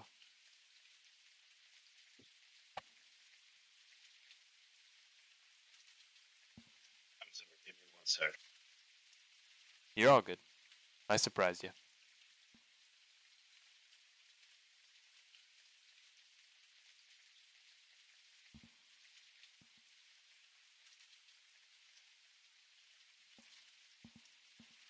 Oh, and I should mention the freeze lasts 1 minute.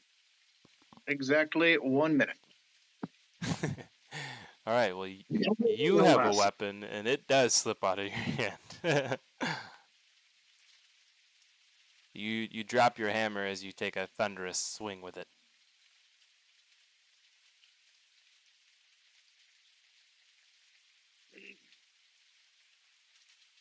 Basically, like being prone, you're now going to have to use an action to pick up your weapon.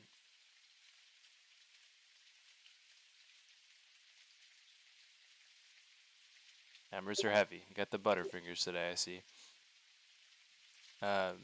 He stops on a dime as he passes you, but just does his best to narrowly avoid getting hit with your hammer. Sees that your weapon drops and grins.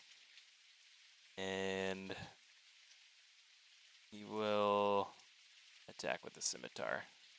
Does he take poison damage? I don't know. Should he? Yeah. Hang on. Let me look. I got a lot going on over here right now. If you got Right, damage, right. you got to remember. Yeah, you're good. He has disadvantage on his attack. Got it. And that's Goblin 1, right? Basically, every goblin other than the 2 you said didn't get poisoned have 6 and disadvantage 7. on their attacks and saves. Beautiful. Just the guys in the tree line. So, in that case,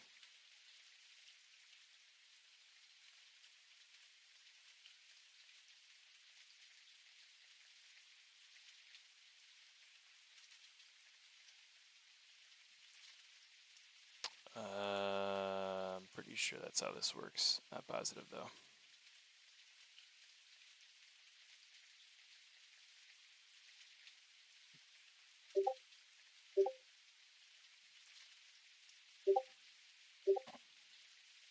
Nope, not how it works.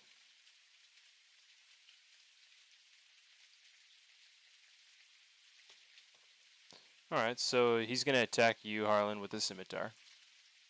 And he's going to do it at a disadvantage, so I'm just going to do this twice. So it'll be an 18, and then I'll roll this one to see if it hits. 18 and then a 7, which will probably not hit, and that will miss. Very nice.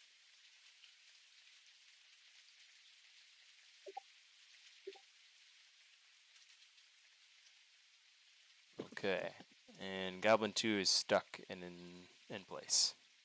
If he has a ranged weapon, he can shoot though. He does not. He has a scimitar. Oh, poor guy. He would throw it at you right now if he could see you. Yeah, he could actually. He could let him do that, but he'd lose his weapon. I totally would if he could see you. He's just gonna lose his sword. He's so angry. That's not what he would do. He wouldn't throw a sword into the smoke. And Larry, that should be you up. I know. So right Like now, just asking to for an give you advantage. perspective, everybody but Goblin 1 listed as number 1 out there, and the Goblin Captain are stuck in the position they're in right now. Restrained, not able to use their movement. All right.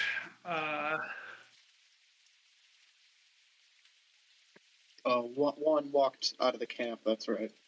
Forgot about that. No, 1 is over here, Yeah, 7's the one that. and 7 walked out of the camp.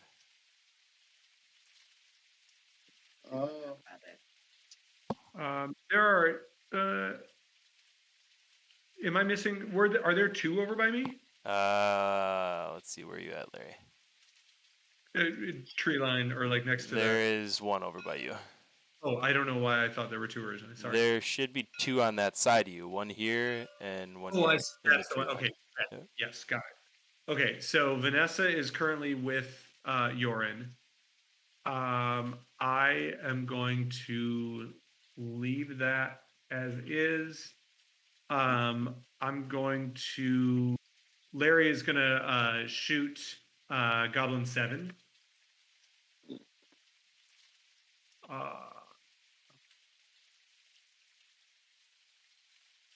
Ooh, fuck. Probably not great though. 10 to hit.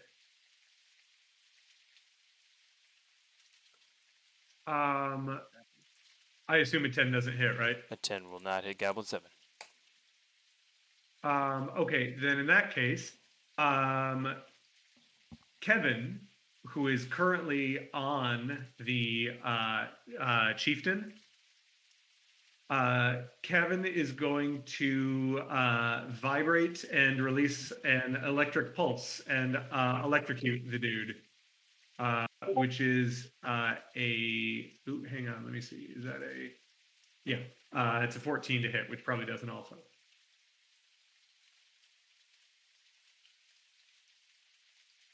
A 14 will not hit, sorry. Is he wearing any metal? He is wearing metal on his armor, but his armor is leather cuirass. He gets advantage then if he's wearing metal, so that's a 21.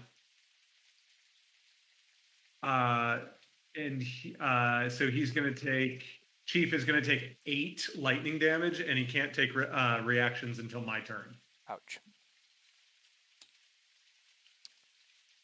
And then I am going to bonus action hide by trying to like basically get under the wagons. All right.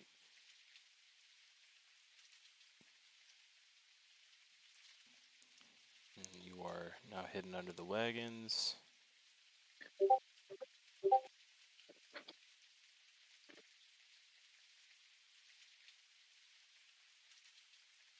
And let's see here. Goblin 6 saw you creep underneath the wagons, fortunately. Moves to position, and he takes a shot at you. Underneath the wagon as you are tucked away, I'm going to give him disadvantage on the shot. And he's drunk, so he can't stand up straight.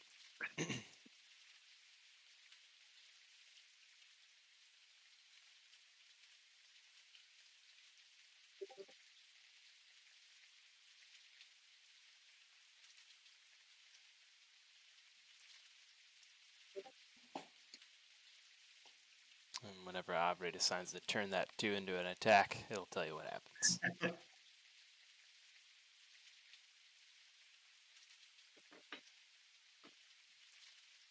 The mighty 2 is rolled, and you can do nothing about it. Amazing. Well, unless he's got a plus 16 to attack, he doesn't hit me. So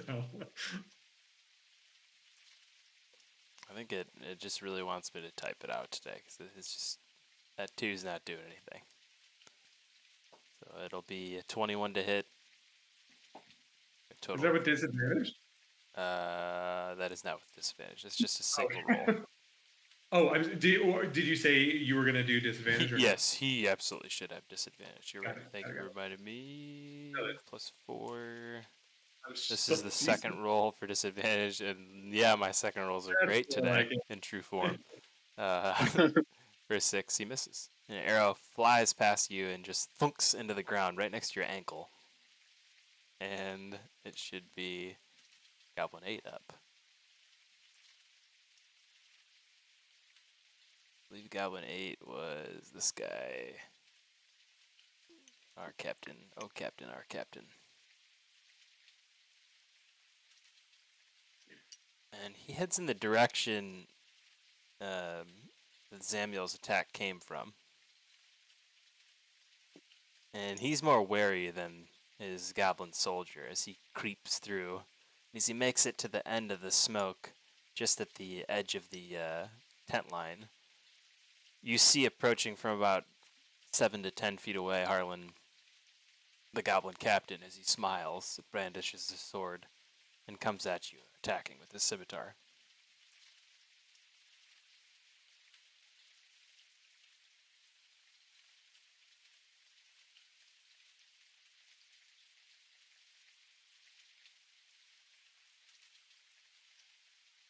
Abra is a little slow today, and shouldn't have been so cocky. He misses heftily. Maybe just brandish a little less next time, attack a little more.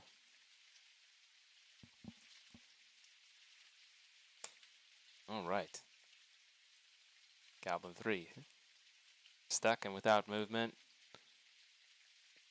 They're surrounding us, he says to his companions. Crouch down, they may have arrows.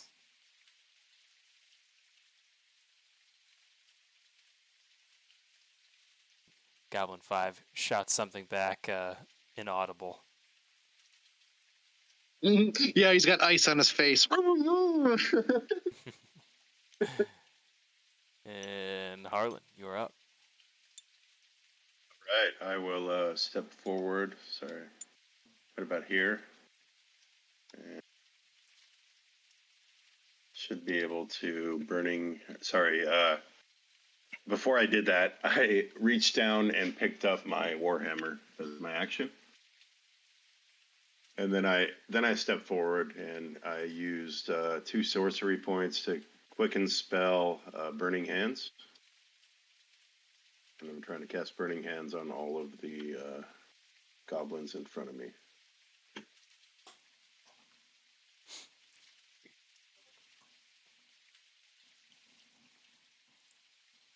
Ew.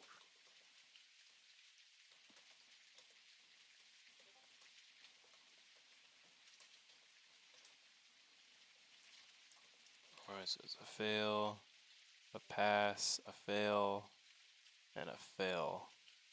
We'll go in order of closest to you. Our Goblin Captain fails. This guy, number 2, passes. A fail and a fail. So let's see here. What is that? 3d6. Total of 6. 3 to this guy. Wow, Captain's just getting it over there. He took another 8 plus your 6, so that should be 22 if I can do math right. Yep. Man, look at that. My math teacher would be proud. Be proud of me, Miss Johnson. Oh boy, I'm changing people's names to numbers. It's no good.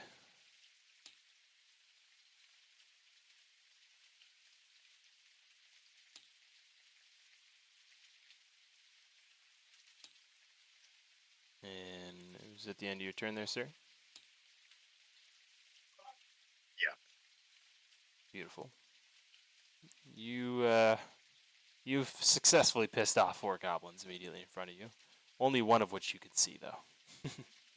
The other, you just have proof by their angry shouts in the smoke behind you. Or in front of you, I should say. And Teeth, you're up. Yeah. Let's see. How did I do a little like arrow tag thing? Tab. Alright, so I'm wrong. Was there not a goblin at the bottom of this hill, outside camp? Right. Because there was one at the end of its turn, and then it just kind of disappeared. I do not see one. Nope. Interesting. Alright, let's see. Alright. Let's see. Do I see the goblin captain? Where the hell is he? The Goblin Captain should be right on the outskirts of the camp, standing in front of Harlan, Just- currently fighting just him. behind, So if you're that in the tent. tree line, you can definitely see now Harlan is engaged with the Goblin Captain. But everybody Okay, else is and still covered in smoke. I'm going to go and take a shot with my short bow at him. Let's see. Oh, what the hell? Short sword.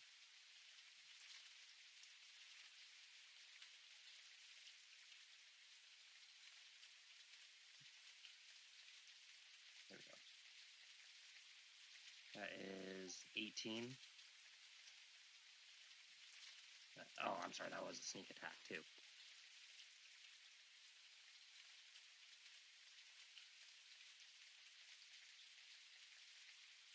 Alright, and 18 will hit the Goblin Captain.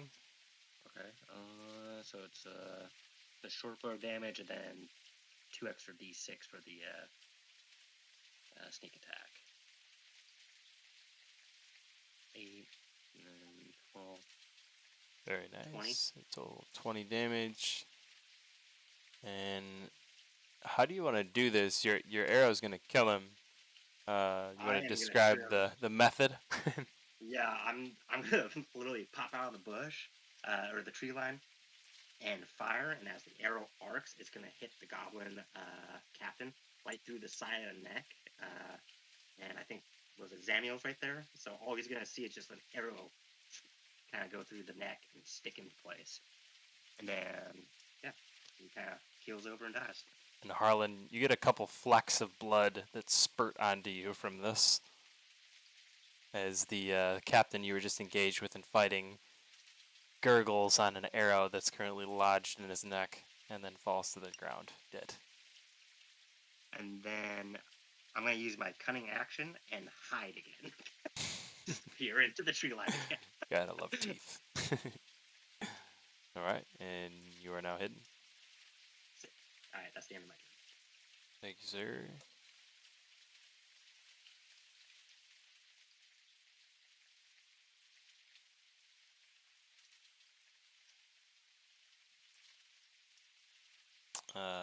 Seeing that his companion is taking shots at you, Goblin 7 notices, and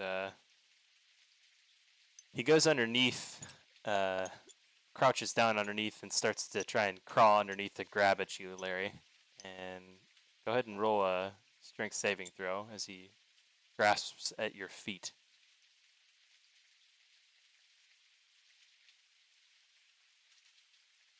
$14. All right. And though you struggle and kick, he drags you out by your feet. And he lifts you up into the air. You have your hands free. He lifts you up into the air. And I'm going to give you an attack of opportunity in this position. For Wait my a minute, I have a dagger. I could just. for my attack of opportunity, I smash a flask of alchemist fire in his face. A little more dangerous, but I like it. So I just have to make an attack against him. So that's a 14 to hit. And reaching into your pack, you scramble for the first thing you can grab. And you feel on it, and it's exactly what you're looking for as you smash it against his head. And I'm going to say that's going to hit, even though it doesn't pass his AC. Yeah, He I'm gonna takes put cast one absorb fire damage, elements on he's him just so he based on doesn't get fire, and burned he by can't that put it out. stupid decision. Oh, two guys are talking at once. Hold on, one of you go. Larry, you go first. It's your turn. Sorry, so he takes one fire damage, but his face is on fire, and he can't put it out unless he like actively takes an action to put it out. All right, and Zamiel. You said 1 fire damage? Yeah, There's a because it's just D4. Never mind, Jesus. Sorry. All right, fair enough. Uh, See, that's why you gotta wait. Because it's an attack, though, I'm going to use Fury of the Small and make that 3 fire damage. Can you do anything with that, Zamiel? You'll be fine. All right. And he shrieks in pain as he clutches his face and drops you. And you fall prone. Yeah, fuck you. Zamiel, you're up. All right, Zamiel stepped into the smoke, and he's been standing there silently, listening and using his blind sight.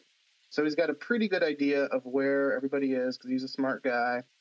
So he sidesteps twice, and then he puts his finger in his mouth and kind of raises it and feels the wind direction. And then he gets into position to cast his Thunder Wave in hopefully a well-aimed cube. And any of you within the vicinity of Zamiel that are bearing witness to this. He's calling I'll erase that one. He's calling his shot right now. Yeah. So he plants his staff and then raises his arms and claps really hard, creating a thunder wave. Thunder wave. I love thunder wave. It's a good And spell. it's really loud and it blows some of the smoke away. So All right. it's up to you how much smoke blows away. That 15-foot cube is going to, I'm going to say, blow the smoke away. It'll thunder wave the smoke away. But you'll be able to do damage to pretty much everybody there except this guy over here. Mm-hmm. Yeah, he's out. So these 3, yeah. That's Number 4, number 3, and number 2. 10 damage total will kill all 3 of them. Noise. Multi-kill.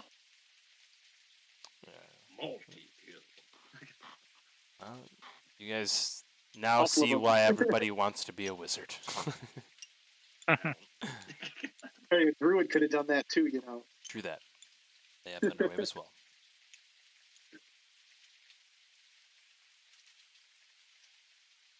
Alright, I think that's 2, Captain, 3, and 4.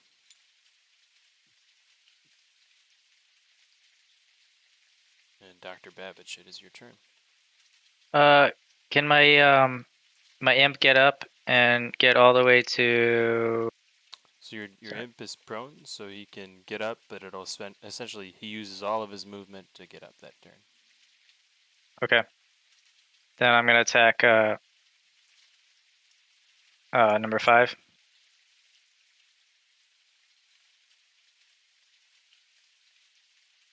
All right. 14 to hit. 14 will miss. All right, that's my turn. Alrighty. Oh.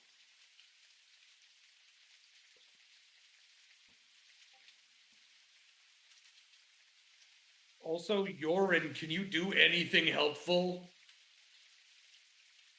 He's like rubbing his wrists, and he's like, I'm paying you quite well to protect me, and I might add, I think I should be taking some off the top for being kidnapped. I think I'm doubling your fee for having to rescue you. Yeah, you gotta get an arrow in the ass. He scowls at you. Oh, a scowl is it? All right, boys, we gotta go. Retreat and all. Retreat, and you won't collect your sum. Yeah, see what good that does you. Nothing but more scowls. And Goblin 1 should be dead, I believe. No, I'm wrong. Goblin ran past Harlan. Swung, missed. And is going to now attack again. It's not over yet, Harlan. You hear the sound of a scimitar cutting through the air to your left.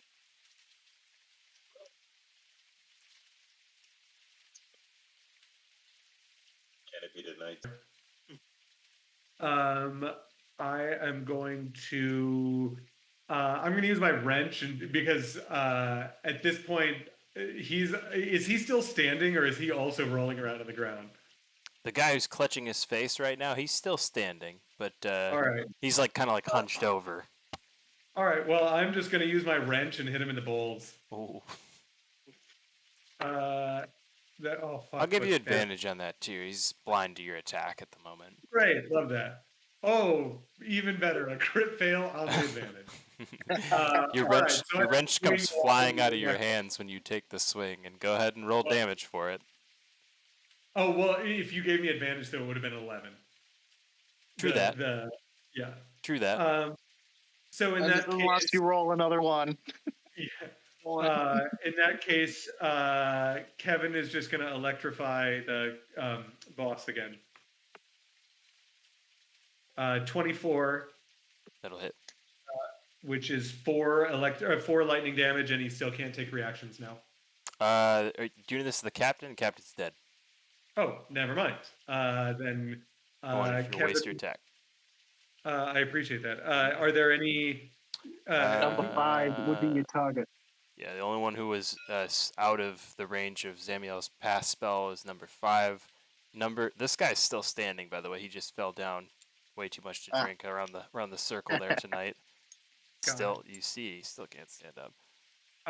All right. Well, then, we'll just say Kevin is going to do that to number 5 instead of the captain. Cool. So That'll that's hit, 4 damage. 4 lightning damage, Total. and he can't take reactions. Got it.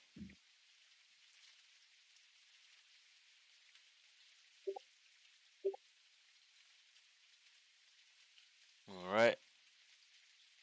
Goblin 6 composes himself, seeing the smoke cleared and the scene around him.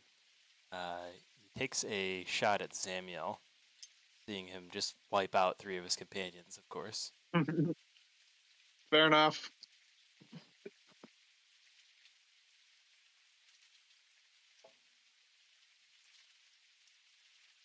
The arrow good hits shot. home. I'll have to use my shield. I'll react with shield, yeah. And In fact, actually, I have a special staff that casts it for me, so I'll Zamiel kind of sees the guy raise with the bow, and he turns and he holds his staff up, and then he raises it into the air, and as the arrow comes, it just hits an invisible wall. you see the arrow just stop in its tracks just before Zamiel. Yep. All right. Okay, dokie. Can't take a reaction. Can still take an action. He will follow suit, seeing the arrow stop in the middle of nowhere. He'll try his luck.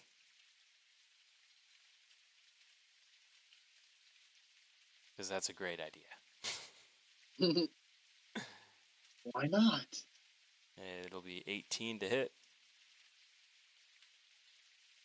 Oh, that is my armor class, so I guess it hits. All right, and But I still have a 12 HP shield, so probably won't pierce it. 4 damage. I still take it. Got it. 5, 7, 8. 8. Got it.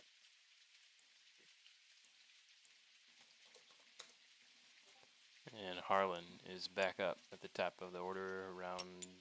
Well, no, I'm getting my initiative order mixed up now. Round 2. Man, it really does not want to change my temp HP. I said 8. Ah. It doesn't take the verbal commands yet. No, so does not. And Harlan Yeah. The goblin. Go ahead. I was just gonna say the goblin to the left of you just growls at you as his attack just missed, and you have the chance to react now. I will cast Wrathful Smite, and then take an attack with Warhammer. Ooh. Everybody loves to smite. And that will miss. He's able to dodge out of the way just in the last moment. That's my turn. All right, Teeth, you are back up. Yep, I am going to shoot my short bow at the goblin that's in front of Harlan right now. Also a sneak attack.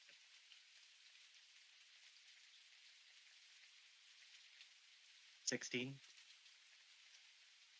And the 16 will hit. Right, and let's see. And 6, 7, 9, 15. Wait, is that 15? Yep, 9 and 6. Yep.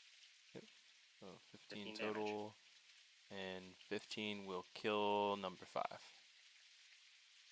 He will also get shot right through the neck of Harlan again. You love the neck shot. Yes, very the jugular. You like to go for the jugular. I see. Yes, absolutely. It's gonna hit him right in the neck. Get stuck in there again. And then it's gonna spray Harlan once again.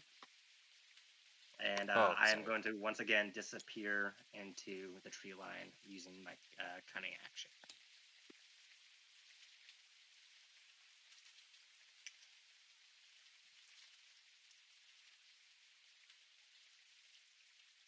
All right, Harlan. Harlan's gonna have to change his clothes, and it's all your fault, Keith. At the end of my turn, disappeared again. I used a turn to cast Prestidigitation on my armor.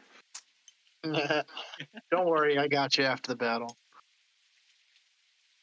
Goblin 7 uses his movement to get up after being nut-shotted. And Zamiel, it is your turn. Alrighty. So 5's down, yeah? 5 is up. He just killed Goblin 1. I thought he was talking about 5. He was talking about 1, though. Well, I see Larry's over there. Larry, are you still down on the ground under that cart? Nope, he got pulled out from underneath the cart. He's prone, I think, right now. He's prone. Okay, that's good. That's good. He's basically... Yep. Basically prone is good, because I'm going to cast a spell that would burn him if he were not. I'm going to cast my Agnazar's Scorcher, and it's going to hit all 3 of these. You see, easily. Larry, I did that to protect you. He is protected, luckily. Trying to kill you guys, and I can't help but protect you. And a ray of fire comes out and burns them for 17, unless they beat, let's see, 14. Dex 14. All right, Dex 14. You know I'm going to beat it when I have to, because that's how I do it. Right. And there we go. That will be 8 damage, I believe. Yes. 8 is not enough to kill him. That'll do a total of 16 to him. He shrieks in pain as the flames hit him. No, it hits all 3 of them. Oh, sorry. These guys behind him too as well. Yeah. Got it. They shriek in pain as the flames hit them. Yeah. That's 8 damage, and they all now have a total of 16.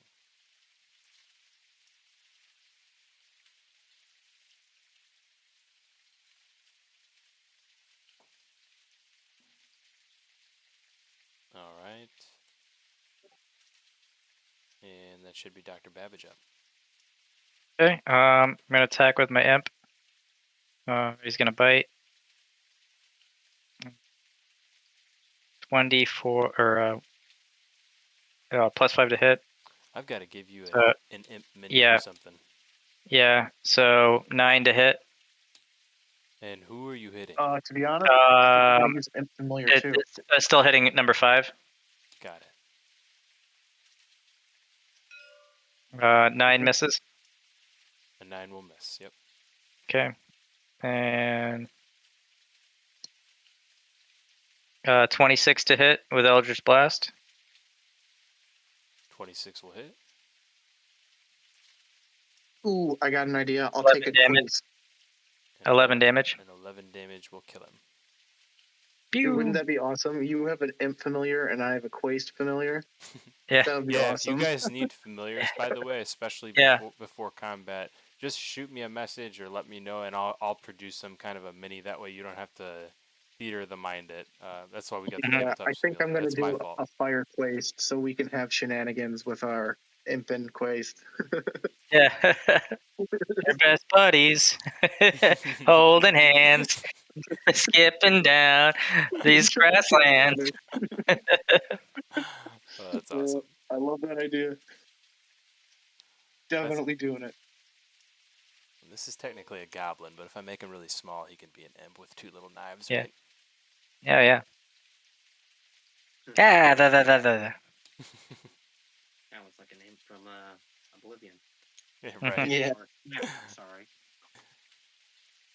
All right. Nice hit, by the way. That is going to kill 5. Feel free to name him Impy or something. The only 2 left are 6 and 7. I'm sorry. I've labeled them now 7 and 7. 6 and 7 writhing in flames over there. And Larry, you are up. Okay, I'm just gonna swing with my mace again, or my wrench, which is a 21, and that's 4.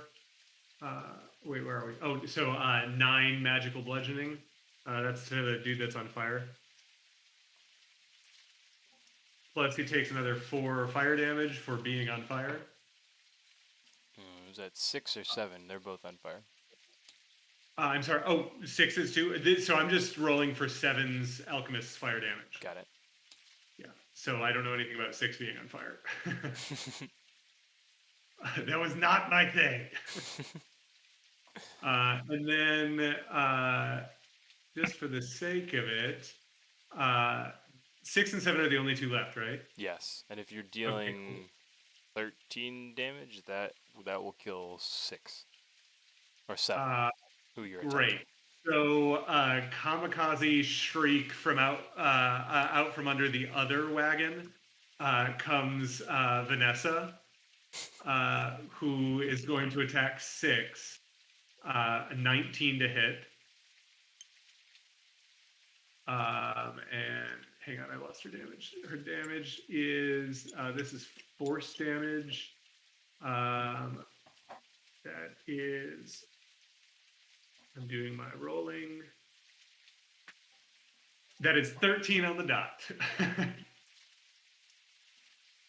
Alright, 19 to hit with 13 damage. Will kill him as well. So Vanessa just runs up and shreds him. And as Vanessa does, she shows you the vicious killing machine that she can be known to be. That's my girl, making daddy proud. Leaving a trail of blood and guts and sinew behind her. And with you killing 7, that will end combat. All right.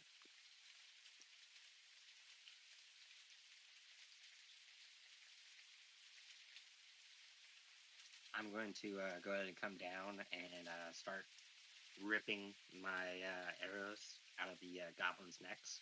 And it's going to take a couple of, tugs, but I'm going to eventually pop them out. Well, I say, some bodyguards you are. I really wish Woden was still around. I'm about to slit this man's throat.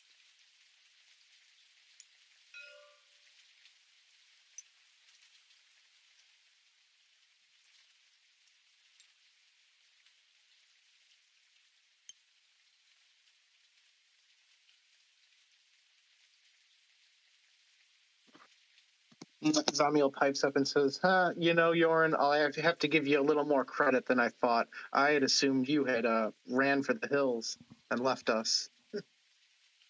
Ran for the hills in these areas? No, I don't think so.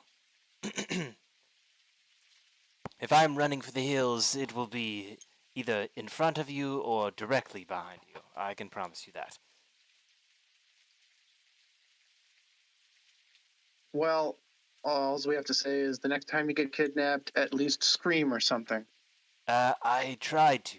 I was gagged Well- nearly immediately. Okay.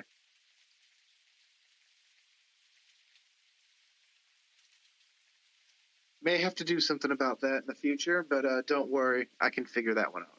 Well, I'll be keeping closer to someone, that's for sure. Woden kept a close watch on me. I thought that's what I was paying you for, but he says, grumbling something inaudible under his breath. I'm gonna pull out my knife. I don't recall you paying us for that, but Yeah. Oh, he's absolutely paying you to take him safely to Kenrun. That's what you guys negotiated. One of you forgot completely that you were taking him there, so it doesn't surprise me that you don't remember that he's paid you to do this. But he, out of character, for your information, most certainly that is what you're paying for: his safe passage to New Sire. oh, I thought he was just paying us to steal things and make trouble. For him to make, serious moves. It's been 3 weeks, but Tell us about. go back and watch the recap. he definitely paid you to take him here. Originally, he offered you a sum of gold to break into his vault. Then you guys kind of renegotiated. He said he'd pay you double the original fee to get him safely out of the city and transport him. I'm being a little harsh on him. All right, just a tad. Well, he just he thinks that you guys should be better, protecting him. And can I start looking around the camp for anything of value, whether it be any possible magical items and or weaponry? You do begin to look around the camp. Go ahead and roll an investigation check.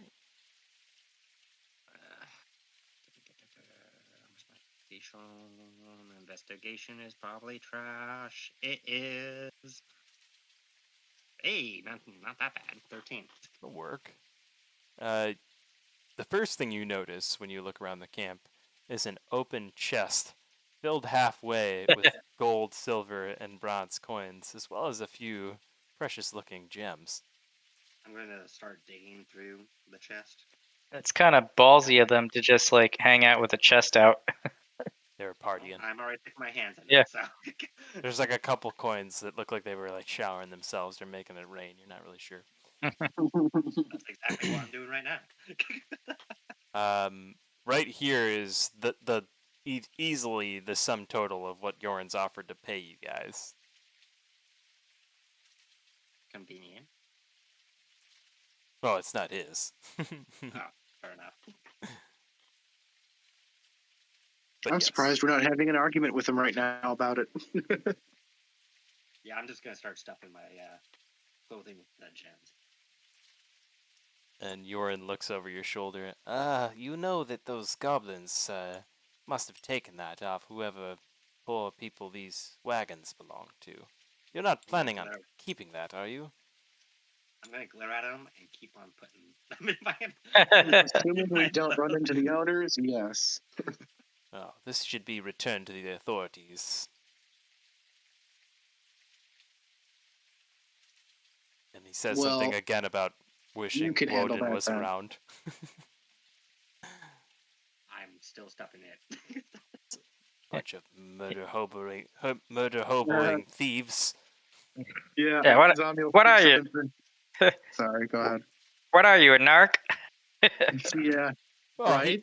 To give you clear background, he's the patron of the House of Hospitality and Do Good. He's a kiss ass. He's a square edge for sure. yeah. He's the kind of person who What? would say report You this to the fucking authorities. square. Can I Can I do an Arcana roll to see if any of these gems are like spell quality, Yes. suitable as reagents? Mhm. Okay, never All mind. only worth monetary value, to your knowledge. You'd have to have either Identify. a jeweler or someone with a little bit more. I don't want to diss you here, magical knowledge than that 9 roll offers up at the time. Yeah. Uh, I could stand around and spend 10 minutes to cast Identify, but meh. It's okay. I will opt not to. Yeah, from the look of it, they look to just be of monetary value. how many jewels have I put in my pocket? Like, let's say 2 handfuls. If there is that many. I'm gonna say you have. My hands are very small. You have 8 in one pocket and 9 in the other, all of various different colors. And why don't you roll? Actually, let's do this. Why don't you roll 3d6? A 3d6. Yep.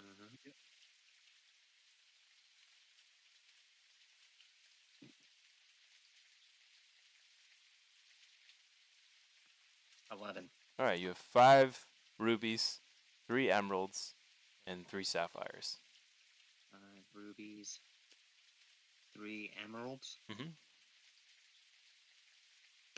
And of course, like the kobold you are, you take the red ones. The red ones are always the best ones, right? Yeah, absolutely. Sapphires. All right, and To be clear, these are inferior to the ones on like it says 1,000 for an emerald. It's not that one, right? These are smaller size than like a perfect emerald, which is what you're referring to, I think. Yeah, okay, gotcha. That makes sense. So these would be more flawed. Flawed emerald. Nice. Does anyone look? I'm sorry, but do any of you guys look hurt? Thank you for not metaing. Because you would be able to tell if they look hurt. Yeah. You guys can answer freely, or I can tell him. Who's hurt and who's not? I don't think anybody took damage, to be honest with you. That's what I thought. Okay, I'm just making sure. I'm like, God, I don't think anyone took damage. I technically did, but I didn't lose any health. Yeah, shield.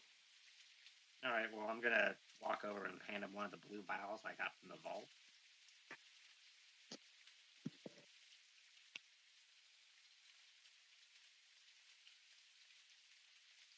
He's handing you a vial, Samuel. You guys are rusty from 3 weeks off. I didn't know what you were talking about. My bad. I also have 3 bread that supposedly do something. Hey. I personally did not ask because I do not know or care. But you kept them. You didn't toss them aside. You kept them. That's the important part. Come on, guys. What is it? A potion of healing? Sure. No, you have no idea. Okay. I just grabbed it. Okay. Thanks. I can end with unknown potion. Got it. I think I drank 1 or 2 of them when I was in the vault, and You did? I don't think I died. Did I?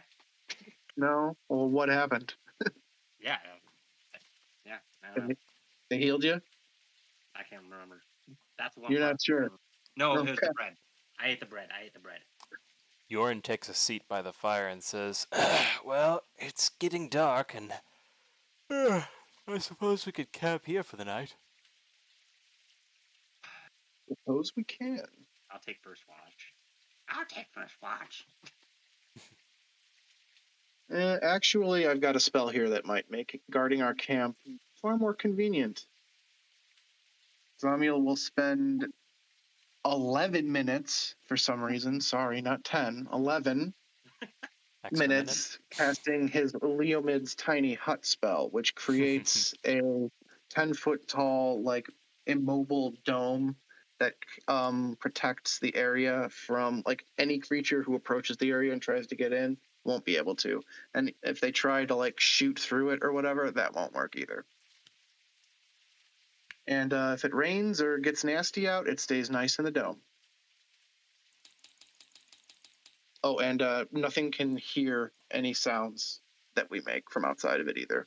So it's really good cover and protection. You see a makeshift Basically, everyone can sleep. hovel of a hut appear after Zamiel casts the spell, and some of you make your way I like inside to of it. imagine it, but that's not what it says. But I like it. That's exactly how I imagined it. Well, that's the great thing about being the DM. Hell yeah. You make the rules. But before I head into this so-called, so we don't have to have watch while we're inside this hut, correct? Oh no, this would keep you safe from All right. needing to So have someone before- posted for watch. Before I head in, I'm gonna walk over to the 2 goblins I killed and cut off their ears and stuff in my pocket. Sleight of hand, please, so Larry doesn't see. All right, let's. It's not as cool roll, as the tower. roll sleight of hand, and Larry roll perception. 16. 12. He does not see. Oh, thank Sneaky little fucker. God. Larry, you Hey, see him do Larry- something, and you're suspicious of his activities, but you don't catch what it is. I've been shoving shit into my pockets this entire time. So He's just been doing Don't mind shady me, shit okay. since battle ended. Love it. I'm gonna now head into the hut. All right. And you guys can now, at the point you're at, safely take a long rest. For those of you that need to regain spell slots or any of the hit points that you may have lost or may not have. I don't believe anybody did. And we will call that a wrap for the session tonight. Yeah. Awesome, guys. I hope you guys have enjoyed it. Yeah, it's super We'll fun. be headed towards New Sire on the road here. And you guys have found a beacon, which I'll just remind you guys because a week goes by and we forget stuff. As 3 weeks go by, we forget a lot of stuff. Not a big deal, guys. But just to remind you, those totems, someone noticed them. Someone said, hey, what are these things? Definitely smart, good, observant. And you see down at the end of the path, headed in the direction you guys were headed before you came across the goblin encampment. So there's 2 more totems leading you in the direction the path heads. So you think that this may be like a secret road or back road to New Sire. Do they sing like Muppet Treasure Island? Jesus.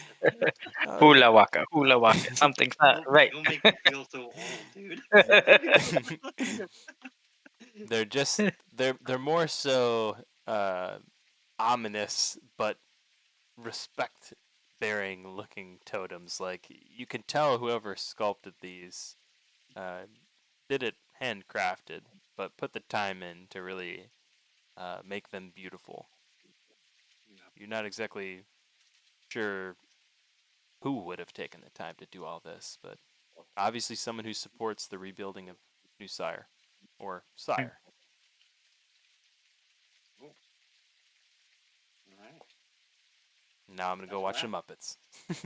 Yeah. God damn it. All right, guys. All right, but See you guys next week.